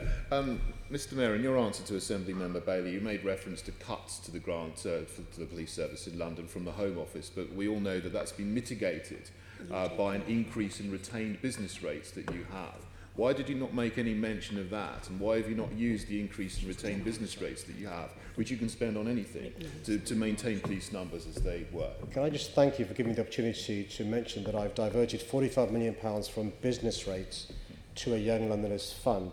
And that Young Londoners Fund is helping thousands of Londoners who've had to face massive cuts from central government. So I'm really pleased to tell you, and thanks for raising this, that as a result of our investment, there are more than 73,000 young Londoners now benefiting from youth work and assistance and constructive things to do that they weren't before. A really good example, and I'm really pleased that we can play tag here, of us doing something to help Londoners, and we need more of that. But here's the problem. Even though I'm raising council tax and using business rates, it doesn't fill the massive hole left by almost £1 billion worth of cuts. So that's why I welcome the U-turn done by the Conservative Party and in Boris Johnson. They need to fully reinstate the police officers we've lost, but also investment in youth services, education and young people. Okay, thank you. We'll move on to the next question. In the name of Assembly Member Pigeon, passenger safety in London. Thank you for your question. The safety and security of Londoners is always my number one priority. As the independent regulator and licensing authority for private vehicles in London, I'm pleased that TfL is prepared to take difficult and sometimes controversial decisions to protect the travelling public. This was demonstrated very clearly in the way that TfL has handled the two most recent issues relating to London's private hire trade, namely Uber, and the way in which they responded to the findings of the BBC's Inside Out programme, which exposed wannabe private hire drivers fraudulently obtaining vocational qualifications to support licence applications. On Uber, at the end of November 2019, TfL took the decision not to issue the company with a new licence. This was because despite some improvements to the way Uber's managed, a number of safety breaches had been identified which put passengers at risk. This included 14,000 trips made by drivers who had manipulated photo settings on another driver's account, meaning all of these journeys were uninsured, and in some cases people were picked up by drivers who had had their licence revoked by TfL. Another failure allowed dismissed or suspended drivers to create an Uber account and carry passengers, again compromising passenger safety and security. Following independent advice about the robustness of Uber's systems, TfL concluded that they couldn't be sure that other problems might not emerge again in the future, and so judged Uber not to be fit and proper. I fully support TfL in the decision they took. On the issue of some private hire drivers paying cash for qualifications at a training centre in Newham, I was clear with TfL that they needed to do an urgent and comprehensive investigation to all private hire drivers who had been licensed but hadn't attended a TfL centre to prove their map reading and route planning skills. This has resulted in 143 drivers having their licence revoked and over 200 pending applications refused. All of these drivers had attended the centre in question.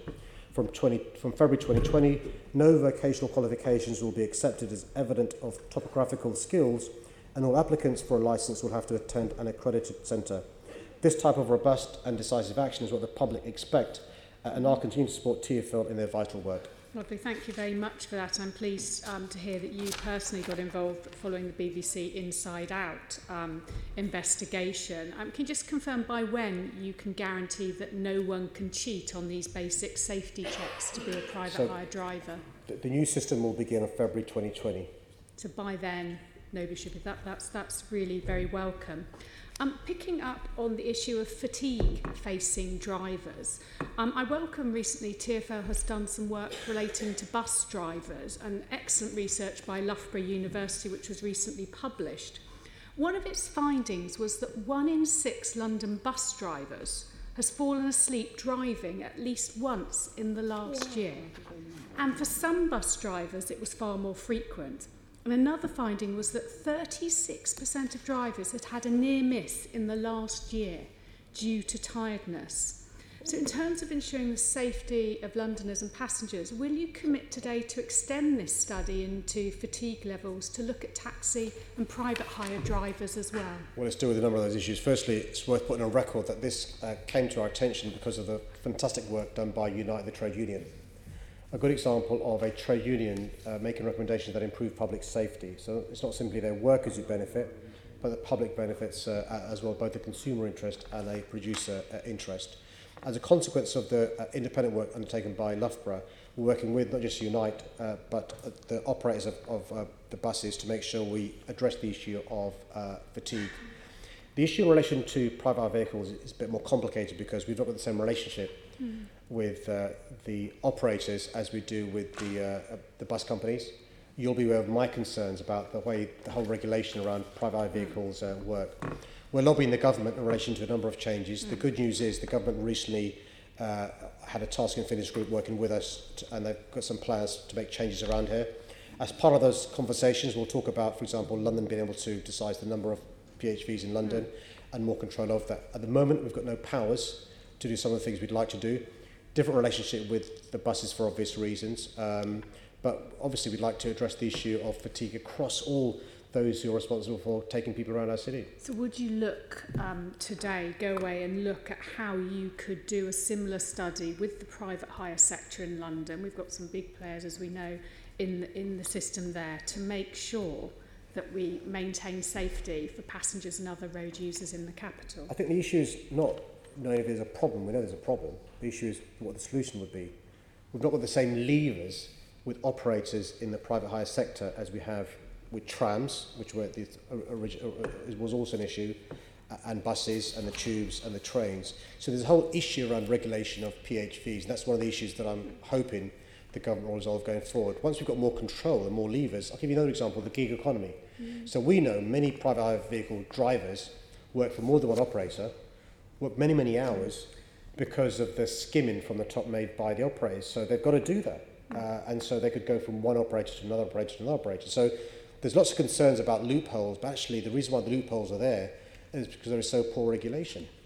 I agree with you on that, and I think you know that. I think the issue for me here is that you could do some research looking at this. You can look at other cities. New York has brought in some measures which have absolutely reduced the number of hours that private hire drivers can drive in their city. They think you could do something similar within existing legislation. But I'm just asking, would you consider, all I'm asking you to do today, would you consider doing similar research? Because the findings for bus drivers are so damning. 1 in 6 fell asleep at the wheel in the last year. Probably something similar for private hire. We need to do something like this. Would you look at doing some research in this area? I think either deliberately or unintentionally, I think the Islamic member is not understanding the problems in relation to regulation of PHVs which aren't there in relation to buses. Okay, so that's a no. Thank you very much, Mr. Mayor. Disappointing. I thought you would have supported that. Thank you. We'll move on. Next question in the name of Assembly Member Copley. Homelessness in London. Thank you, Chair. The shocking rise in rough sleeping over the last decade is a national disgrace and largely a result of government policies including massive cuts to our welfare system and public services. These policies have both forced more people into homelessness and provided fewer opportunities for those already sleeping rough to come off our streets. I've set out in my rough sleeping plan of action the investment and measures needed from government to end rough sleeping. But since it was published last year, the government has just given us £43 million, which is a drop in the ocean compared to the £570 million we need. At City Hall, we're doing all we can to help people off the streets. with a huge expansion over the last 3 years in our Life Off the Streets programme. When I came into office, emergency winter shelters only opened when 3 consecutive days of freezing temperatures were forecast. I took action and changed that, so shelters that are now open on any day where temperatures fall 2 or below 0. This year we'll be going even further. We'll be opening shelters continuously until at least the end of February. I want councils and charities to do the same, and in partnership with boroughs and providers, we'll be providing over 300 additional bed spaces in the coldest months of the year. These extra services over winter will be a lifeline and will support those I've already expanded to operate all year round. This includes a rapid response team to get help to people on the streets faster. As a result of the extra funding I've agreed and money we've secured from the government, City Hall's rough sleeping budget this year will be more than double the £8.5 million it was when I came into office. Last year, our services helped more people than ever before, and we anticipate we'll support even bigger numbers this year. However, the reality is we will never end rough sleeping unless the government steps up and makes the reforms and investment needed. Thank you for that answer, Mr Mayor, for highlighting the work that City Hall's doing to tackle the tragic rise in rough sleeping and homelessness. I want to make another suggestion for something that City Hall and TfL could do to help homeless people. I'm sure you're aware of Proxy Address, which is a new service which is hoped will link people who are homeless to a permanent address, which will help them to sign up for bank accounts and access services that require you to have a fixed address. And I'm very proud and pleased that Lewisham Council is partnering with Proxy Address to launch a pilot before it hopefully rolls out across London. But as well as lacking an address, one of the biggest challenges facing those at risk of homelessness is travelling to the myriad appointments and interviews required to access vital services and bring more stability to their lives. Would you consider working with Proxy Address, Lewisham and Transport for London to give free travel to those using Proxy Address to make this aspect of their life that bit more easier? Thank you for your question. Thank you for raising this and another work you do in this area. I'd be more than happy to look into this. I mean, the TfL already does, at their discretion, give these sort of bespoke arrangements to people who need help. So why not just share through you that Senator McCopley meets with Heidi Alexander and with the right person in TfL to make sure we can get the help directly to the people that need it. Thank you very much for that answer, Mr Mayor, and I look forward to meeting with Heidi. And of course, the latest data from MXCLG shows that nearly 90,000 children in London will be living in temporary accommodation and very tragically waking up homeless in London on Christmas Day. And Londoners are of course shocked to see the horribly visible impact of austerity on our streets with rising street homelessness. And then there's a London Assembly estimates 13 times the number of people who are homeless on the streets are hidden homeless as well. You've highlighted the work that you're doing. London boroughs are doing excellent work through schemes like capital letters in order to try and bear down on the cost of temporary accommodation. But isn't the crux of this issue that we need to end the austerity when it comes to welfare cuts and caps, and then the insecurity of the private rented sector, given that the end of a private tenancy is a leading cause of homelessness now? Oh, absolutely. Look, councils are working incredibly hard. Londoners are so generous in relation to using StreetLink but also giving donations. We're doing what we can. Charities are doing what they can. We're dealing with the consequences at the end of the pipeline, helping record numbers of people sleeping rough. What are the causes? The causes are welfare benefit changes, universal credit rollout, not enough affordable homes being built or provided for, the private rental market, Section 21, big issue, cuts in health and social care. And so what we need is to deal with the causes of people being rough sleepers in the first place. But we should be hopeful because recent history tells us in the noughties there was a government committed to helping City Hall, councils, charities, and we ended for a few years rough sleeping in London and made real progress on homelessness. So I think if there's a willingness on the part of the government to work with us, we can address this issue. As I said to you, I don't think Conservative ministers go to bed thinking, let me see how many more people I can make sleep rough tomorrow, or how many more people I can make homeless tomorrow. It's a consequence of policies. I think we can work with them to try and solve both the causes and the consequences of those sleeping rough. Thank you very much, Mr Mayor. The next question is in the name of Assembly Member Dismore, the Grenfell Tower. Thank you, Chair. The Grenfell Tower fire was an appalling tragedy, and Londoners will always remember the 72 people who lost their lives in a fire that should never have happened. We owe it to the people who died, their loved ones and those who survived to ensure that no fire like that ever happens again. This week we've seen the results of the HMIC FRS inspection of the London Fire Brigade. The assessment that the brigade requires improvement across the board is very concerning and only adds to the urgency with which we must pursue transformational change. I've now appointed a new fire commissioner who has been confirmed by the London Assembly. He will take up the post on the 1st of January 2020. Andy Rowe is a hugely experienced firefighter who will work closely with my Deputy Fire for Fire Resilience to deliver on the recommendations of the Grenfell Tower Inquiry Phase 1 report and the HMIC FRS inspection. One of the first priorities he will have is to rebuild trust with the local community, and he'll seek to meet families affected by the tragedy in the new year. Like me, the Brigade accepts the Phase 1 recommendations in full. I've asked for monthly implementation updates from the Brigade and will publish regular updates for complete transparency. Within weeks of the fire, I was happy to provide funding for important improvements to help keep Londoners safe.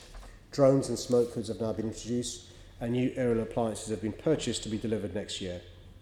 And the Brigade continues to make wider changes, such as looking at new ways of communicating between the control room and the bridgehead. But the government also needs to do much more to ensure people are safe in their homes.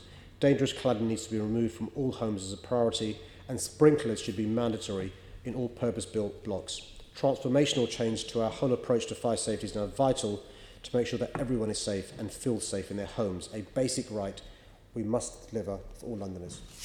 Well, thank you for your reply. And whilst the London Fire Brigade has faced criticism over Grenfell, they weren't responsible for the fire in the first place. That was down to those responsible for the maintenance and refurbishment of the building owners. Earlier this year, James Brokenshire, the former Secretary of State, said that all social sector buildings with ACM cladding should be fixed by the end of 2019. And the Conservative manifesto said the government will support the residents of high-rises with the removal of unsafe cladding. The progress made up to this point in removing cladding has been woefully inadequate, and it's clear the government is missing its own deadlines. Many Londoners living in buildings with Grenfell cladding will spend Christmas in fire-risk homes because of these serious delays in the removal of ACM cladding. At least 125 tall buildings in the capital, both private and social sector, are yet to be remediated. Greenwich and Town still have more than 20 towers, Brent, Newham, Wandsworth, Westminster all have more than 10, and another 17 London boroughs have towers left to be fixed. What can you do to put pressure on the government to ensure remedial work is speeded up? Thank you for the question and what you said. In my view, I think Phase 2 of the inquiry should have happened before Phase 1. What led to this building becoming what it did, becoming so dangerous, so that you had combustible cladding and combustible insulation, because that's the real concern that you alluded to around the country as well. The government's chosen to do it the way they did, which is fine. And so Phase 1 looks at the response to the fire. I'm lobbying the government. I wrote as recently as today to Robert Jenrick, making representations along the lines you've said. I've spoken to him in relation to a fire we had in another part of London, Worcester Park, which followed a fire in Barking. The issue isn't even just ACM cladding on tall buildings. There is non-ACM cladding on tall buildings that is potentially dangerous. There is non-ACM cladding and structures on shorter buildings that is potentially dangerous. If you saw the images of the fire in Barking, 5-storey building, or the fire in Worcester Park, as well as the Cube in Bolton in Manchester, that would cause you alarm. Imagine living in one of those homes. And so the fire service do what they can, but I think we're missing the bigger picture here, which is these buildings are very, very, very dangerous. And so it's really important for us to not lose sight of the bigger challenges that we're facing. And the fire service have got an invidious task now. Of course they're going to transform as a consequence of the recommendations.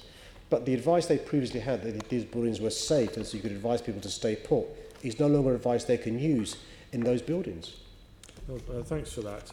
And given the critical findings of the Grenfell Part 1 report and the HMI report earlier this week, are you satisfied that London Fire Brigade is now getting on top of the action needed to address the recommendations? Can I disaggregate two parts of my answer? One is, our firefighters are amazing. I mean, no firefighter went to Grenfell without wanting to save lives. And they are so brave, and they work remarkably hard, and they're a credit to the brigade. And we should really applaud firefighters in our city. Men and women do a great job. There is a separate issue about structures, organisations, management, leadership that have been reflected by the Phase 1 report and the report from HMI in relation to training, in relation to records, in relation to a number of other issues. What's clear is there were institutional failures in the LFB which led to their response on the night of the Grenfell Tower being not as good as it should have done. It's also clear and heartbreaking that as a direct consequence of the action and decisions taken, people lost their lives who probably should have done. And that's why it's really important that we've got a commissioner in place who starts on the 1st of January, who is committed to making sure we have the transformational change needed to address the concerns raised by Phase 1 of the inquiry, but also identified by the HMI report as well. Well, thank you for that. And can I say, as Chair of FREP, that we unanimously endorsed Andy Rowe's appointment the other day. And obviously I share your views and comments about the London firefighters. Thank you. Okay. The next question about the London Fire Brigade from Assembly Member Hall is being referred for a written answer. The next question then, we go to Assembly Member Cooper, fuel poverty. Thank you, Chair. 398,000 London households are fuel poor, the highest level since records began. It's inexcusable that over 3,100 excess winter deaths occur annually in London. Through my Fuel Poverty Action Plan, we're tackling fuel poverty on 3 fronts: improving energy efficiency, maximising incomes and delivering fairer energy bills. Firstly, my Warmer Homes programme improved the energy efficiency of 1,159 London homes between January 2018 and September 2019. A second phase will begin in the new year, improving a further 1,188 homes. Reaching those most in need is key, and my Warmer Homes Advice Service has already reached over 3,000 vulnerable households. Secondly, we know that lifting the incomes of those who are fuel poor helps them pay their bills. I'll be commissioning an income maximisation service in 2020. Thirdly, there's an urgent need to deliver an energy market that works for fuel poor Londoners. London Power will offer fair, affordable energy and excellent customer service to those living in fuel poverty. This will be launched in the new year. Underpinning this is my Fuel Poverty Partnership, bringing together boroughs, the NHS, the third sector and industry to collaborate on tackling fuel poverty. The partnership has successfully delivered from distributing warmer homes information to pharmacists, emergency departments and GP surgeries, to successfully lobbying on protections for prepayment meter users. We're doing a great deal this winter, but without greater action from government, progress will be limited. The clearest illustration of inaction is that London receives 6.7% of the government's key scheme for tackling fuel poverty, despite having 13% of Great Britain's population. This means London loses out on £40 million annually. Government ambition on solid wall insulation is also woeful. At current rates, it will take over 250 years to insulate the solid-walled homes of London's fuel poor. I've called for devolution of the energy company obligation to London and a fair apportionment of the funds like the powers available to Scotland. Too many Londoners are living in fuel poverty, and despite government's inaction, there are things and there are ways we're doing to help. Well, Mr Mayor, thank you very much for that comprehensive answer. It's obviously an area that I've repeatedly asked you about because it is of such concern. We just talked about homelessness, but we've also got people living in cold homes when they are in homes. You didn't mention London Power. It obviously has the potential to transform the energy sector in London. How will you make sure that the maximum possible number of people sign up and that we see households benefiting from it? Well, we were due to launch London Power in the last few weeks, but PODA got in the way and the advice from the officers was not to and stuff. So we hope to launch it in the new year. And it'll be criticised from some in this assembly, but we'll have a marketing campaign. And so we're damned if we do and damned if we don't. If we don't market it, we're criticised for people not being aware about it. If we do market it, these guys criticise us for marketing things. But we do need to market it because we need to make sure vulnerable customers know about London Power, take advantage of what we're offering. We'll also be offering a toolkit for boroughs to use because they know their communities better than anybody. London Power will be fair, affordable, green and specially designed for the fuel pool that you care so much about. I mean, you talked about eco as well, which has been a massive problem for us here in London. It's not really been a great success. Even without government support, what more can we do? Because we've still got so many properties that languish at F and G rating, and the government, it doesn't really seem to be stepping forward.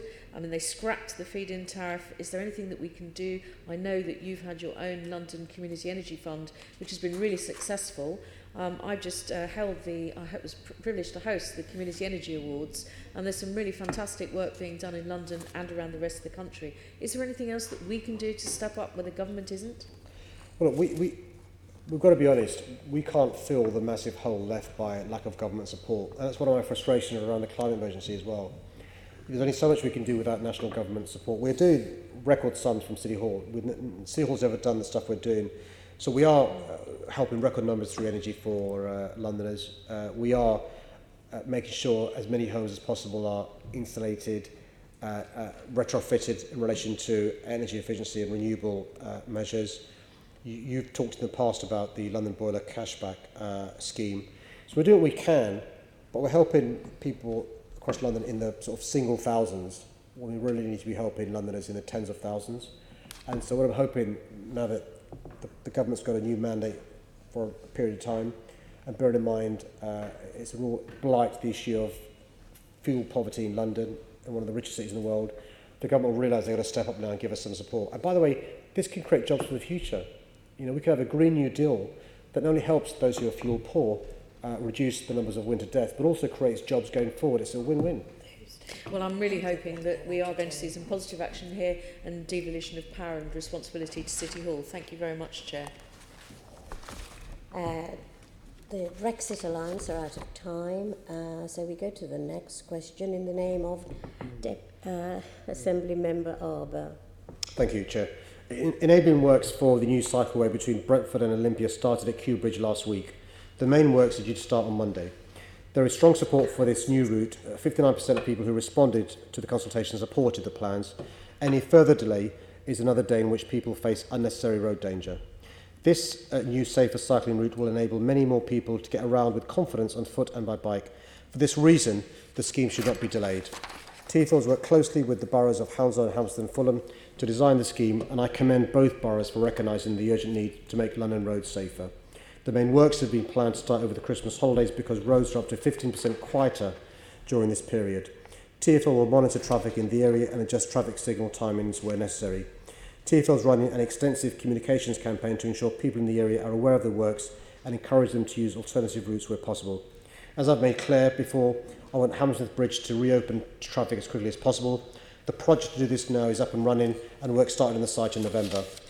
Hampstead and Fulham Council closed the bridge to motorists for safety reasons, and since then TfL has been doing all it can to manage the impact of the closure and to support the council in restoring the bridge.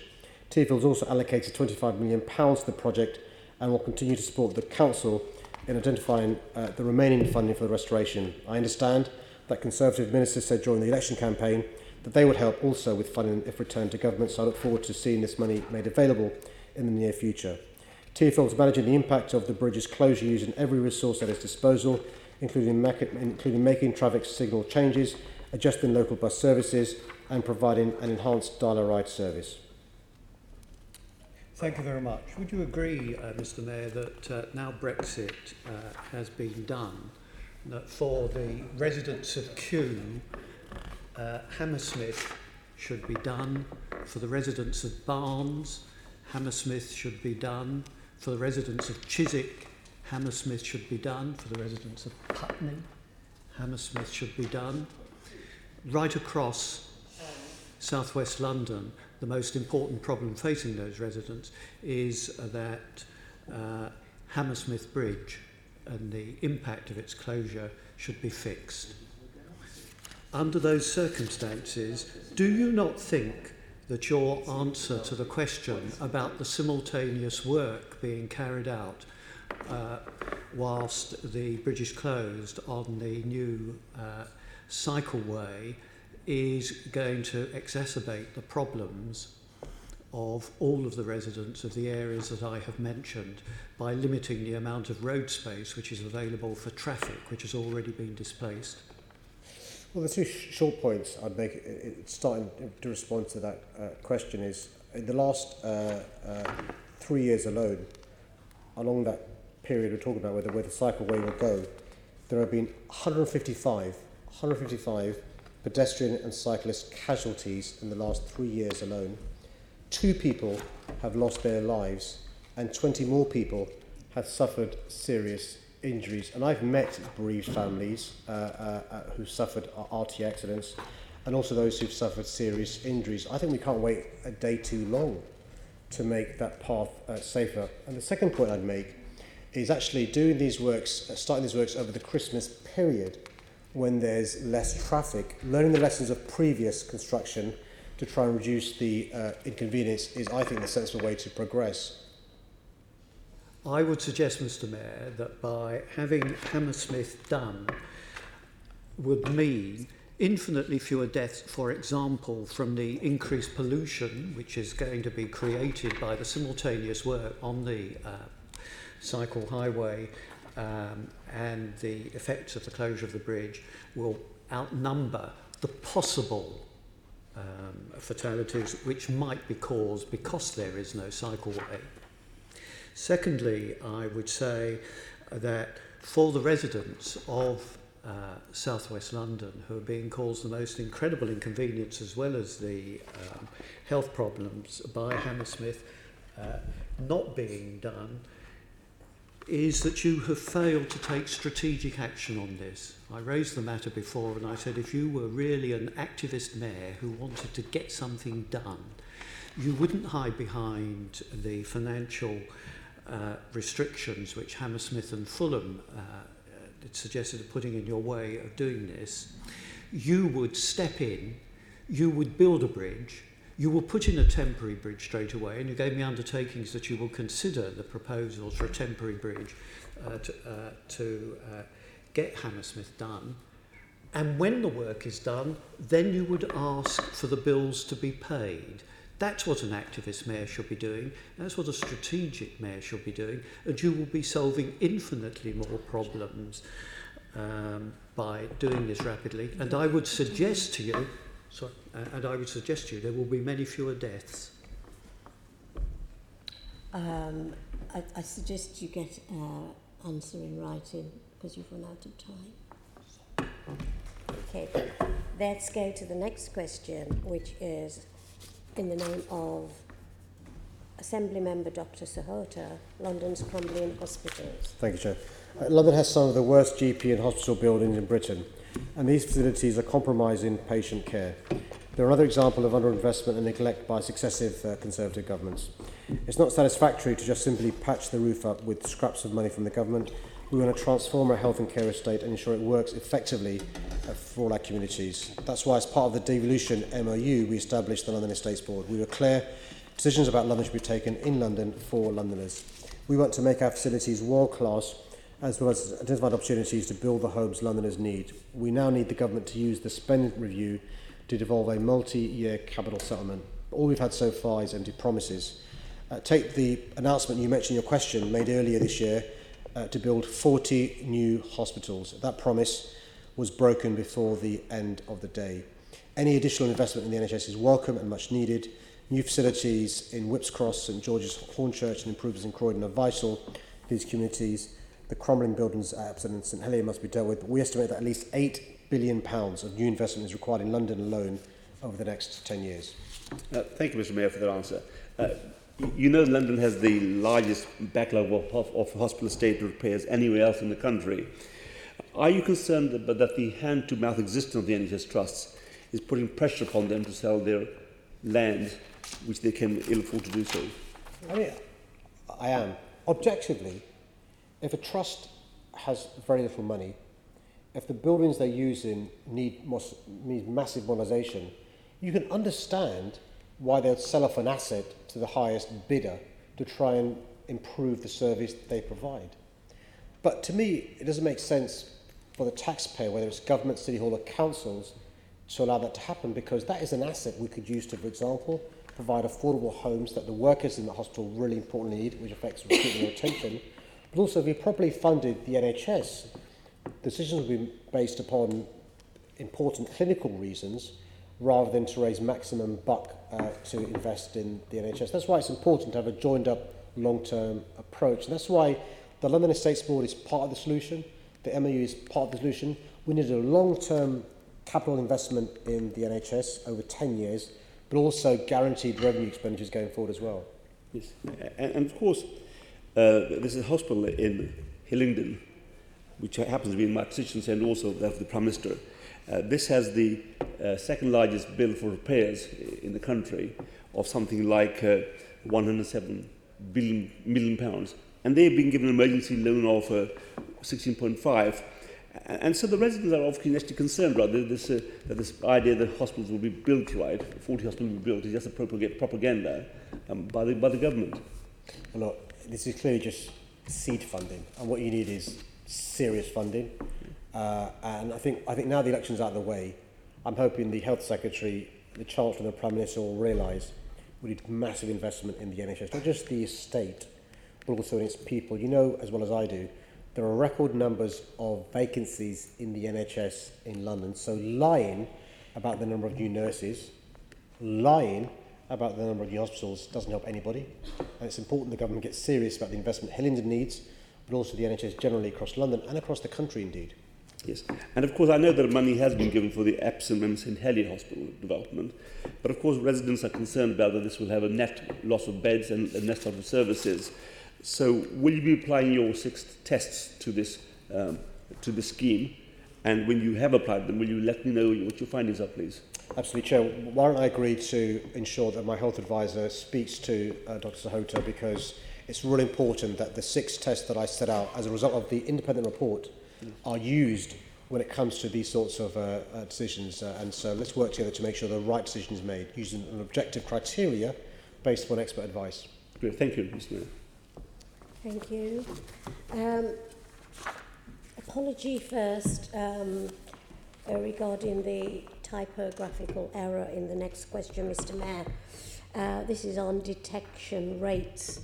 The figure quoted in this question says 18.7%.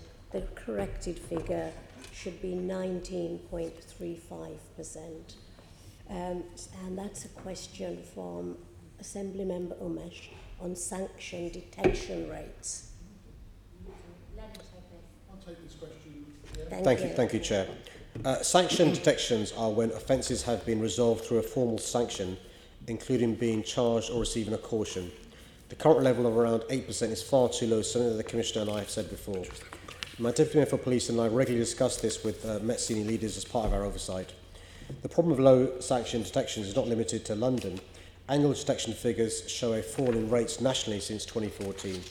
While sanction detection rates are important, previous national targets drove perverse behaviour, which criminalised people for very minor offences and artificially inflated numbers.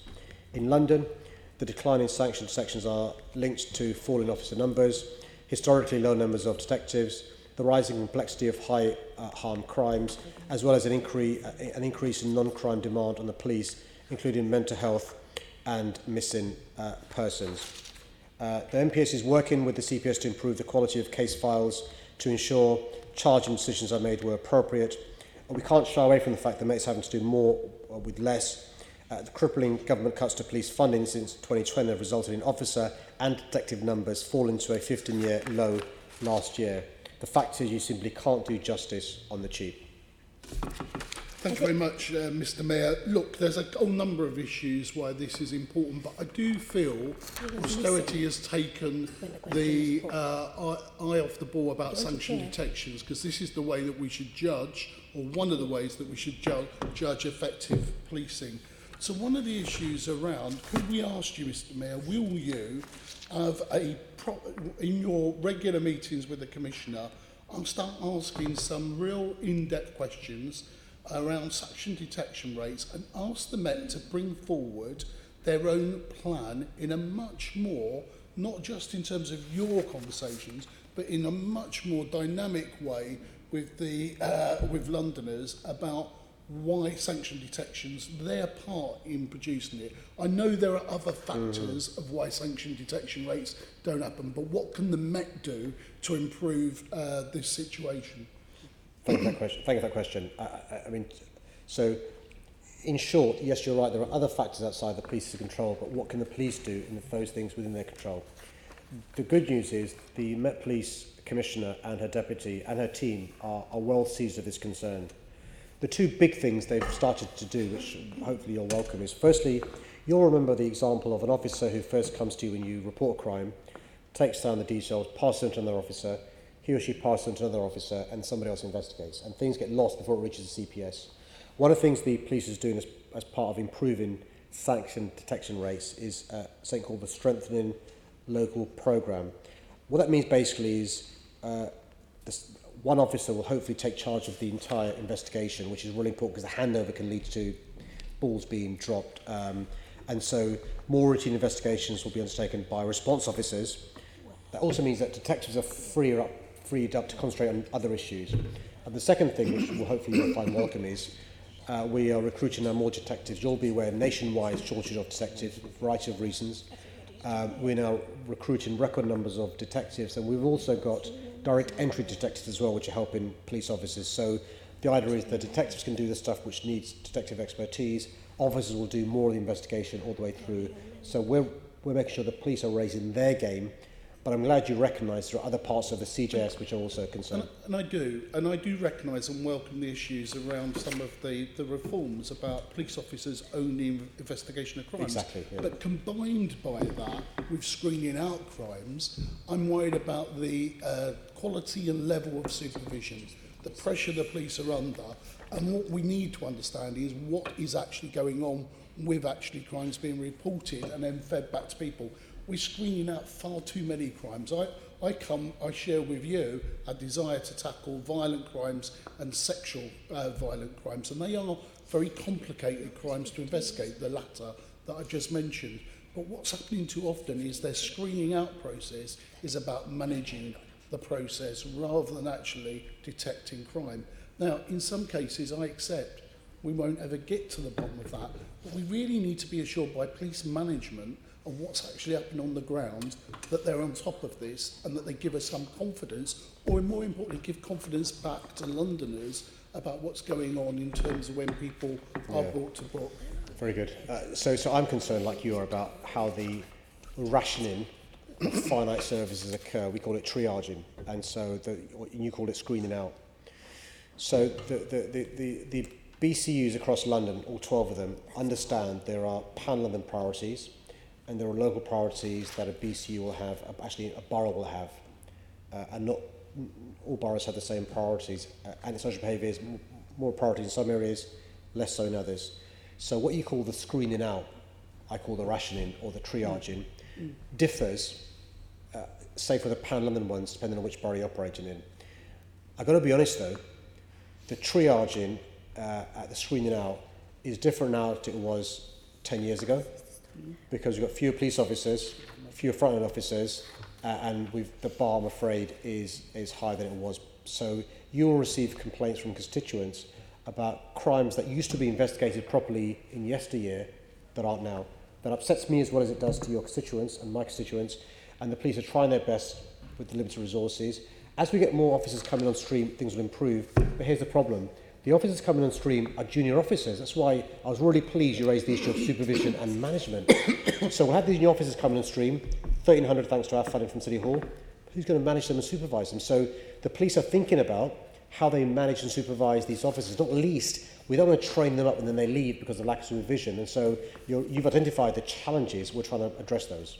Now, I'm really pushed for time, but I want to praise the BBC investigation that took place during the general election and may not have been given sufficient courage. And it's one of those issues where the police, so it's the release under investigation issue.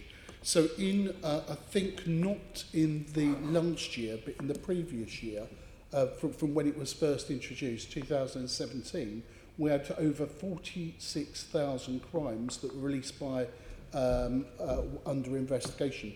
The real issue for me, and you have instituted this, you put it in your crime plan, and we said that we want the bail conditions, where there are conditions placed on it, to be part of tackling that drive in violent crime and sexual crimes.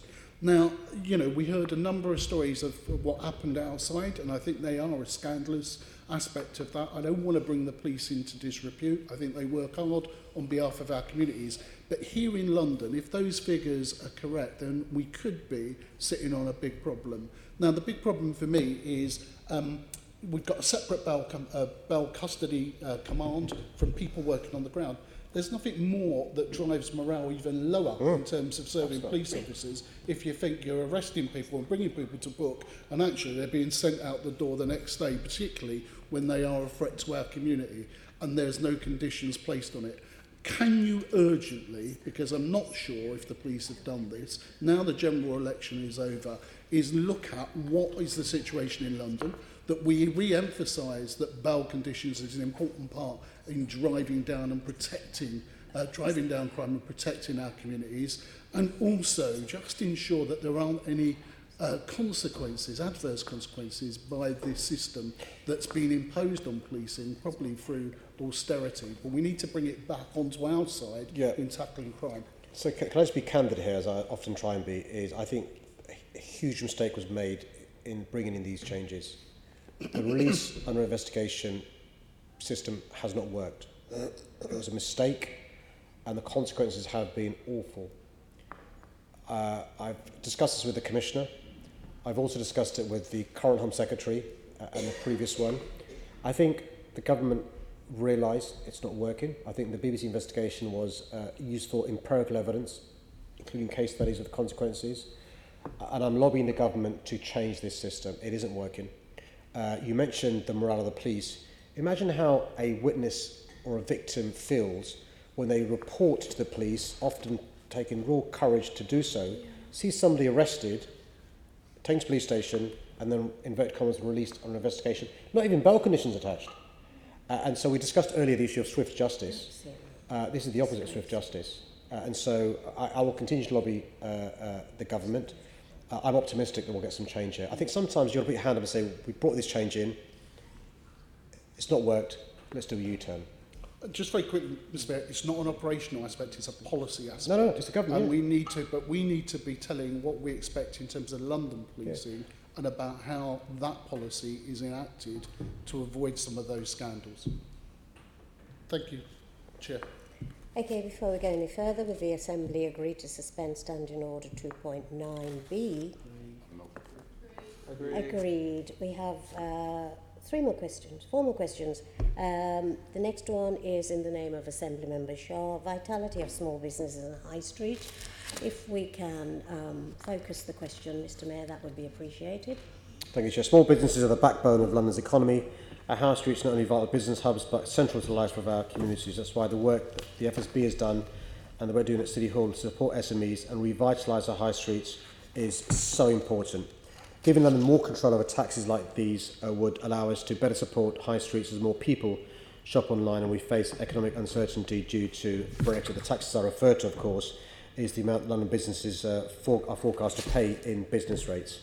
The new government should seize the opportunity for a wholesale transfer of fiscal responsibilities recommended by the London Finance Commission, which was commissioned by Boris Johnson, including the full devolution of business rates. The FSB's campaigns highlighted a number of anomalies, for example, the rateable value threshold, and we agree with them in relation to the changes that need to be made. Our draft London Plan and Economic Development Strategy is trying to encourage boroughs to regenerate high streets. Additionally, we've got a £26 million good growth fund to assist in relation to high street and town centre improvements. And I know that Member Shah is an advocate of the high street, not just small businesses. Thank you, Mr. Mayor. Queen's speech refers to measures to help high streets with 320 million cut in business rates. Not sure how much of that will help London high streets and particularly small businesses. They do also talk about review of rates regime, which we will see what it is. And I know, Mr. Mayor, that you promoted devolution of business rates to London. The question is, I accept what you're promoting in London Plan, but what other steps have you taken so far to halt decline of high streets, which is a major concern in London across the nation? I think we need to be honest. Because of transformations in the way people shop through the internet, the way people do leisure activities, unless we support the high streets, we'll have ghost towns across our city. And that's why we need to support our small businesses and support our shops on the high street. So we lobby the government in relation to changing the rules in relation to the retail relief scheme that they have. But also we're doing things to support the high street, from the Good Growth Fund, from the London Plan, from having more leisure activities in town centres. You saw in Waltham Forest how small businesses have benefited from a combination of more cycleways, but also the London Borough of Culture. So we're doing lots of things to support small businesses, but what we need is more power in relation to spending monies raised locally, and that's why devolution make a big difference. I've always supported economic growth and housing through opportunity areas as well as intensification areas. Question is, could it be that those very sort of measures are actually hindering high streets? Is there a case to redefine what high streets are and that the role they play in kind of social cohesion and accessibility for elderly people, for example, or families who don't want to sort of go out to supermarkets and so on? That's really important. For a lot of older people, the only conversation they'll have often in a day is the conversation with the shopkeeper. Right?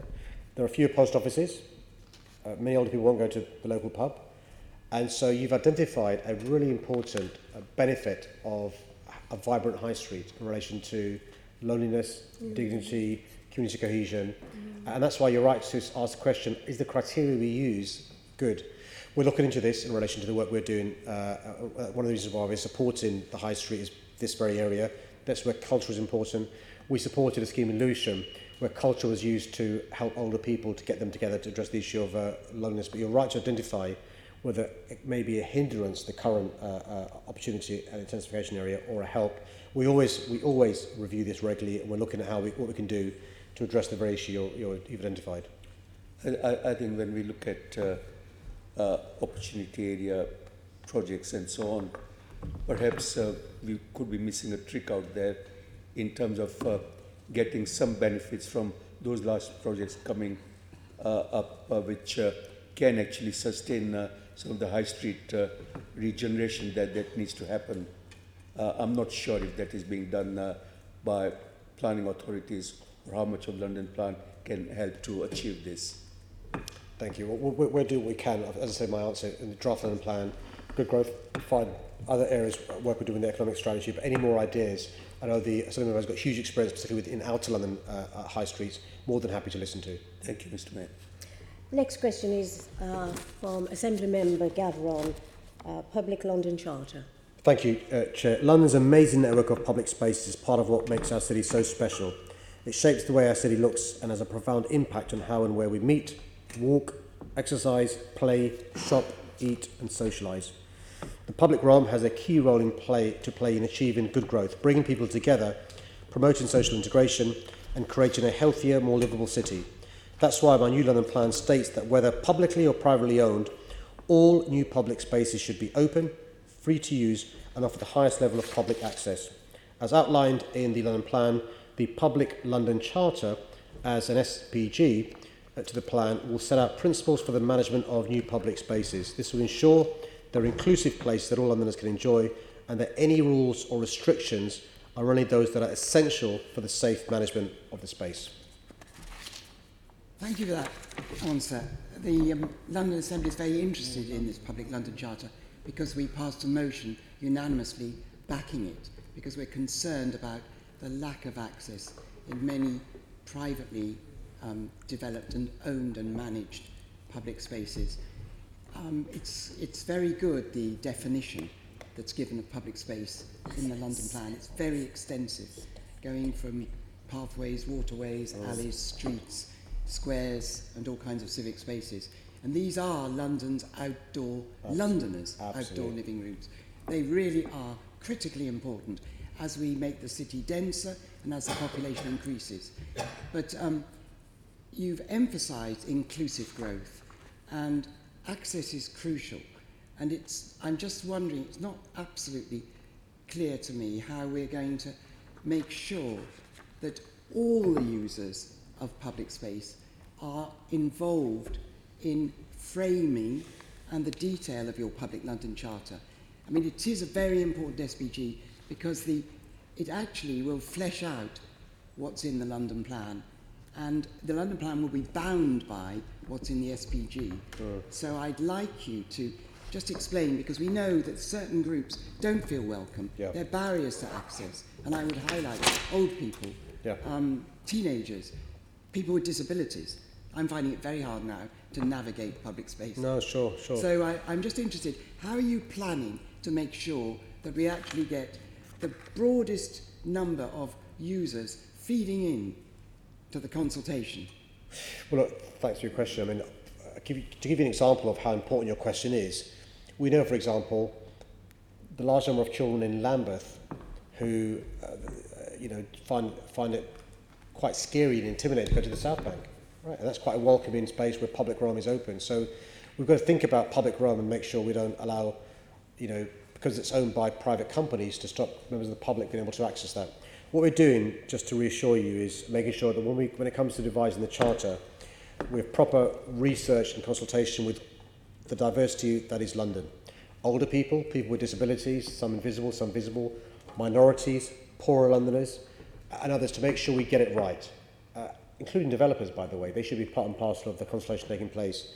We will make sure that the Charter is informed by several rounds of research and consultation, taking into account the needs of different groups of Londoners and how they use public spaces. You mentioned young people. One of the things I'm keen to avoid is demonising an entire generation, assuming they're all criminals and bad people when they need places to play or skateboard or whatever they want to do. And so it's really important we think about this, and that's why there'll be several rounds of research and consultation to make sure we get it right. I'm very pleased with that answer, because I think it's so important that we get the broadest group of users involved. Just one other thing. Parks, which are locally controlled mainly by local authorities unless they're royal parks, have a much more permissive approach to the regulating of who can use a space and the activities that happen on them. And it seems to me that there's something to learn here. Could we not in your new Public London Charter, could we not think about ways that local authorities could adopt privately developed, owned and hitherto managed public space, your new public spaces, under the Highways Act, because that would allow them to control access to the space and also to guarantee access in perpetuity. That's a new idea. In an ideal world, yes. And I think in previous decades they would have said yes. The concern they would have is the liabilities and the financial costs of taking on the responsibility. It's one of the couldn't reasons you get why the developers to... yes and no. Contract? Yes and no. In perpetuity, maybe not, but you could have an arrangement where a council agrees with the developer to look after a piece of public realm, although owned by a private company, public realm. One of the things we're trying to do is encourage developers, for example, not to put up gates, which stops somebody feeling welcome and inclusive to a piece of public realm. In some of the developments that I've approved that come to me, we've made sure that a piece of park that's used for residents is open. There's no gates. It can be used by others as well. There are things we can do in the permission, in the granting of permission, that makes it permissive. Active frontages being an example. Happy to have conversations on a case-by-case basis with councils. Just to emphasise the point, councils are very, very nervous taking on additional obligations at a time where they've lost 60 to 70% of their revenues and receipts and grants over the last 9 years.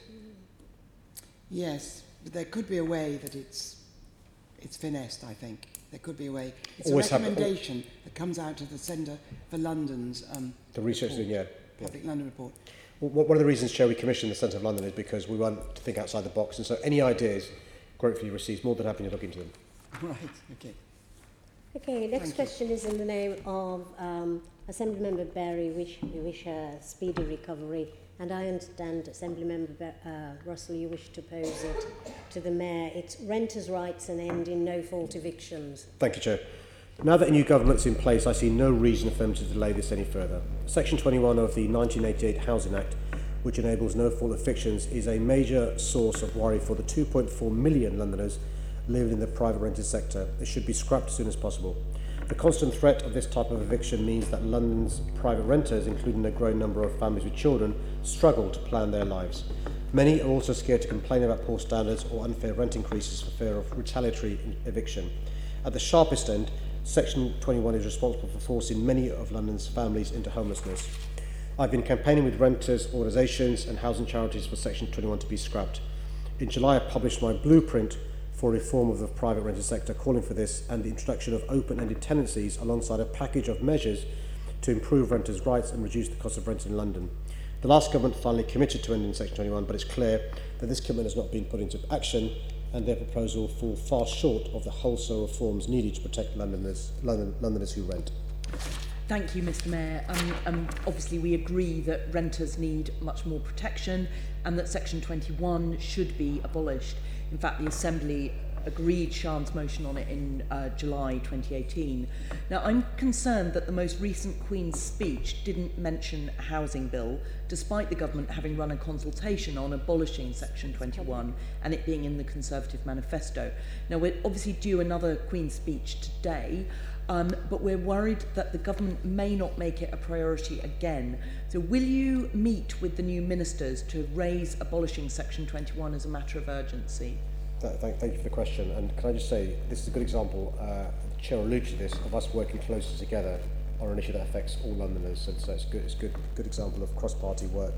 Yes, of course I'll do that. I mean, I've already, in my letter to the Minister, mentioned the issue of the private rental market, and it's really important we address this as soon as possible.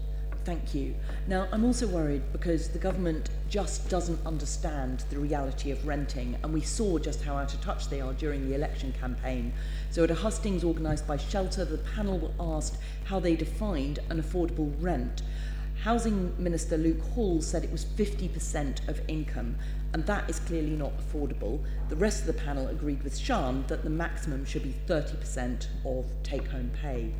But this is the message that we're getting, 50%, we're getting from a minister in MHCLG. So clearly we can't rely on the government to get rents under control. So when you meet with ministers, will you also ask for rent control powers for London?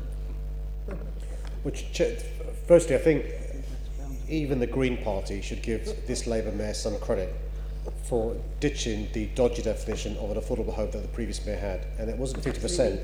It was 80% market value for rent, and a home to buy costing £450,000. And so we've ditched that dodgy definition. We've got three definitions, one of three definitions: council home, home where you pay a third of average local earnings, or shared ownership, part buy, part rent. The good news is the government's accepted that in relation to a definition to use for the agreement we've got with government. So there is some evidence that we can work with the government to understand London's needs, and I'm optimistic that the new government team, well, it's the same one, will work with us to make sure we address this issue. But my question was, will you ask for rent control powers for London? I beg your pardon. So I should have, so my answer I said, I try to cut it short, is my blueprint included devolving rent control to London. Okay, thank you very much. It looks like we've got a fight on our hands, but it's maybe we can make it work. Love the optimism. Let's have the next question in the name of Assembly Member Twycross, Young Londoners. Thank you, Chair. Young people must be involved in the decisions that shape the capital. One way is through my peer outreach workers. They're a team of 30 young people who represent the diverse life experiences of young Londoners. Their work helps shape my policies, strategies and services, from culture, health and violence reduction to regeneration, environment and transport. They represent us reaching into a much bigger pool of young people and then feed their views back to the policymakers. A good example is how young people are involved in my Young Londoners Fund. Peer outreach workers are now co-designing a youth participation toolkit which will help fund grantees and the wider youth sector to deliver the highest standard of youth engagement, participation and leadership. We work hard to better engage children and young people in decisions that affect them by encouraging them to be active citizens. Over 450,000 young Londoners connect with their communities through social action in the Mayor's School Volunteering Programme, Team Young London Ambassadors. Young people also shape my London Borough of Culture in Brent, a programme through the blueprint collective of 70 young people. They're producing 100 podcasts exploring themes of justice, current affair and politics, and writing a manifesto with the LSE, so the views of 15 to 21-year-olds are taken into account when designing public spaces in London. They're just some of the programmes that we do. I hope that gives you a good sense of my commitment to making sure that young people's voices are heard. Thank you, Mayor. And I'm sure you're aware of the Jack Petrie Foundation's recent survey, which revealed some quite worrying stats about how young Londoners feel in relation to politics. Worryingly, only 5% of respondents felt that politicians had listened to their views on Brexit. I welcome the measures you outlined, but could you say a few words about what action you've taken to listen to young Londoners' views specifically on Brexit? Yeah, and thank you for your questions. A number of things just on Brexit.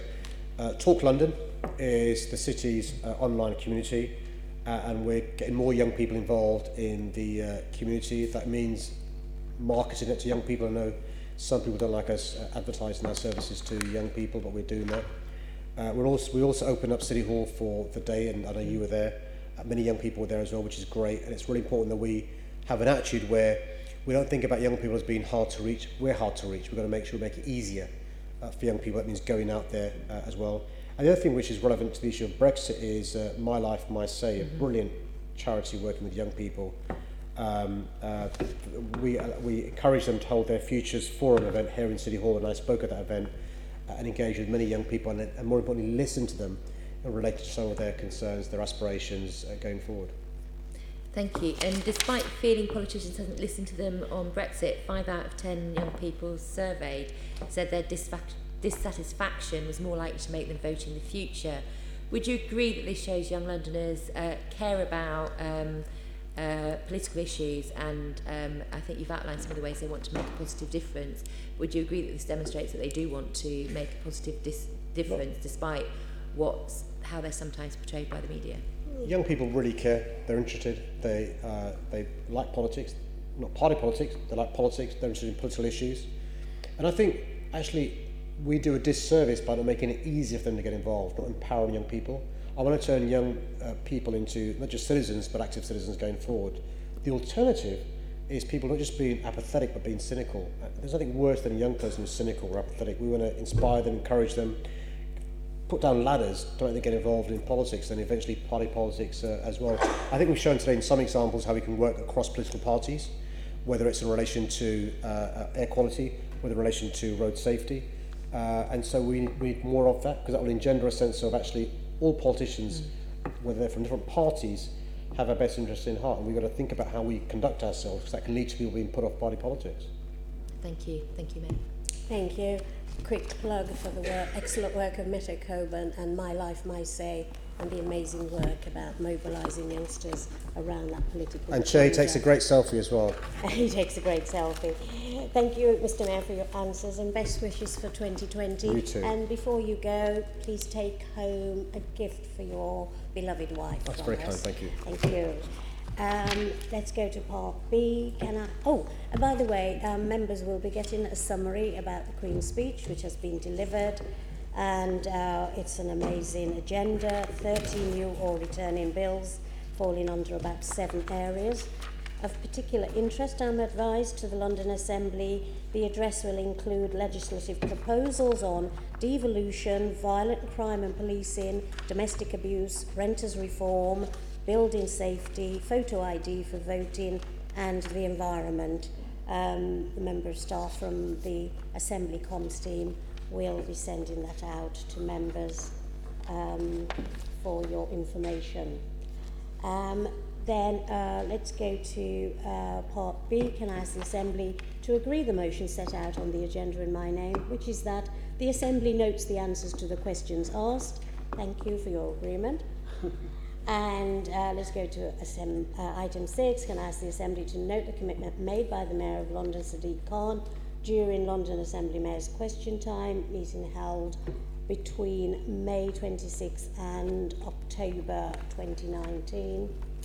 Can we go to item 7?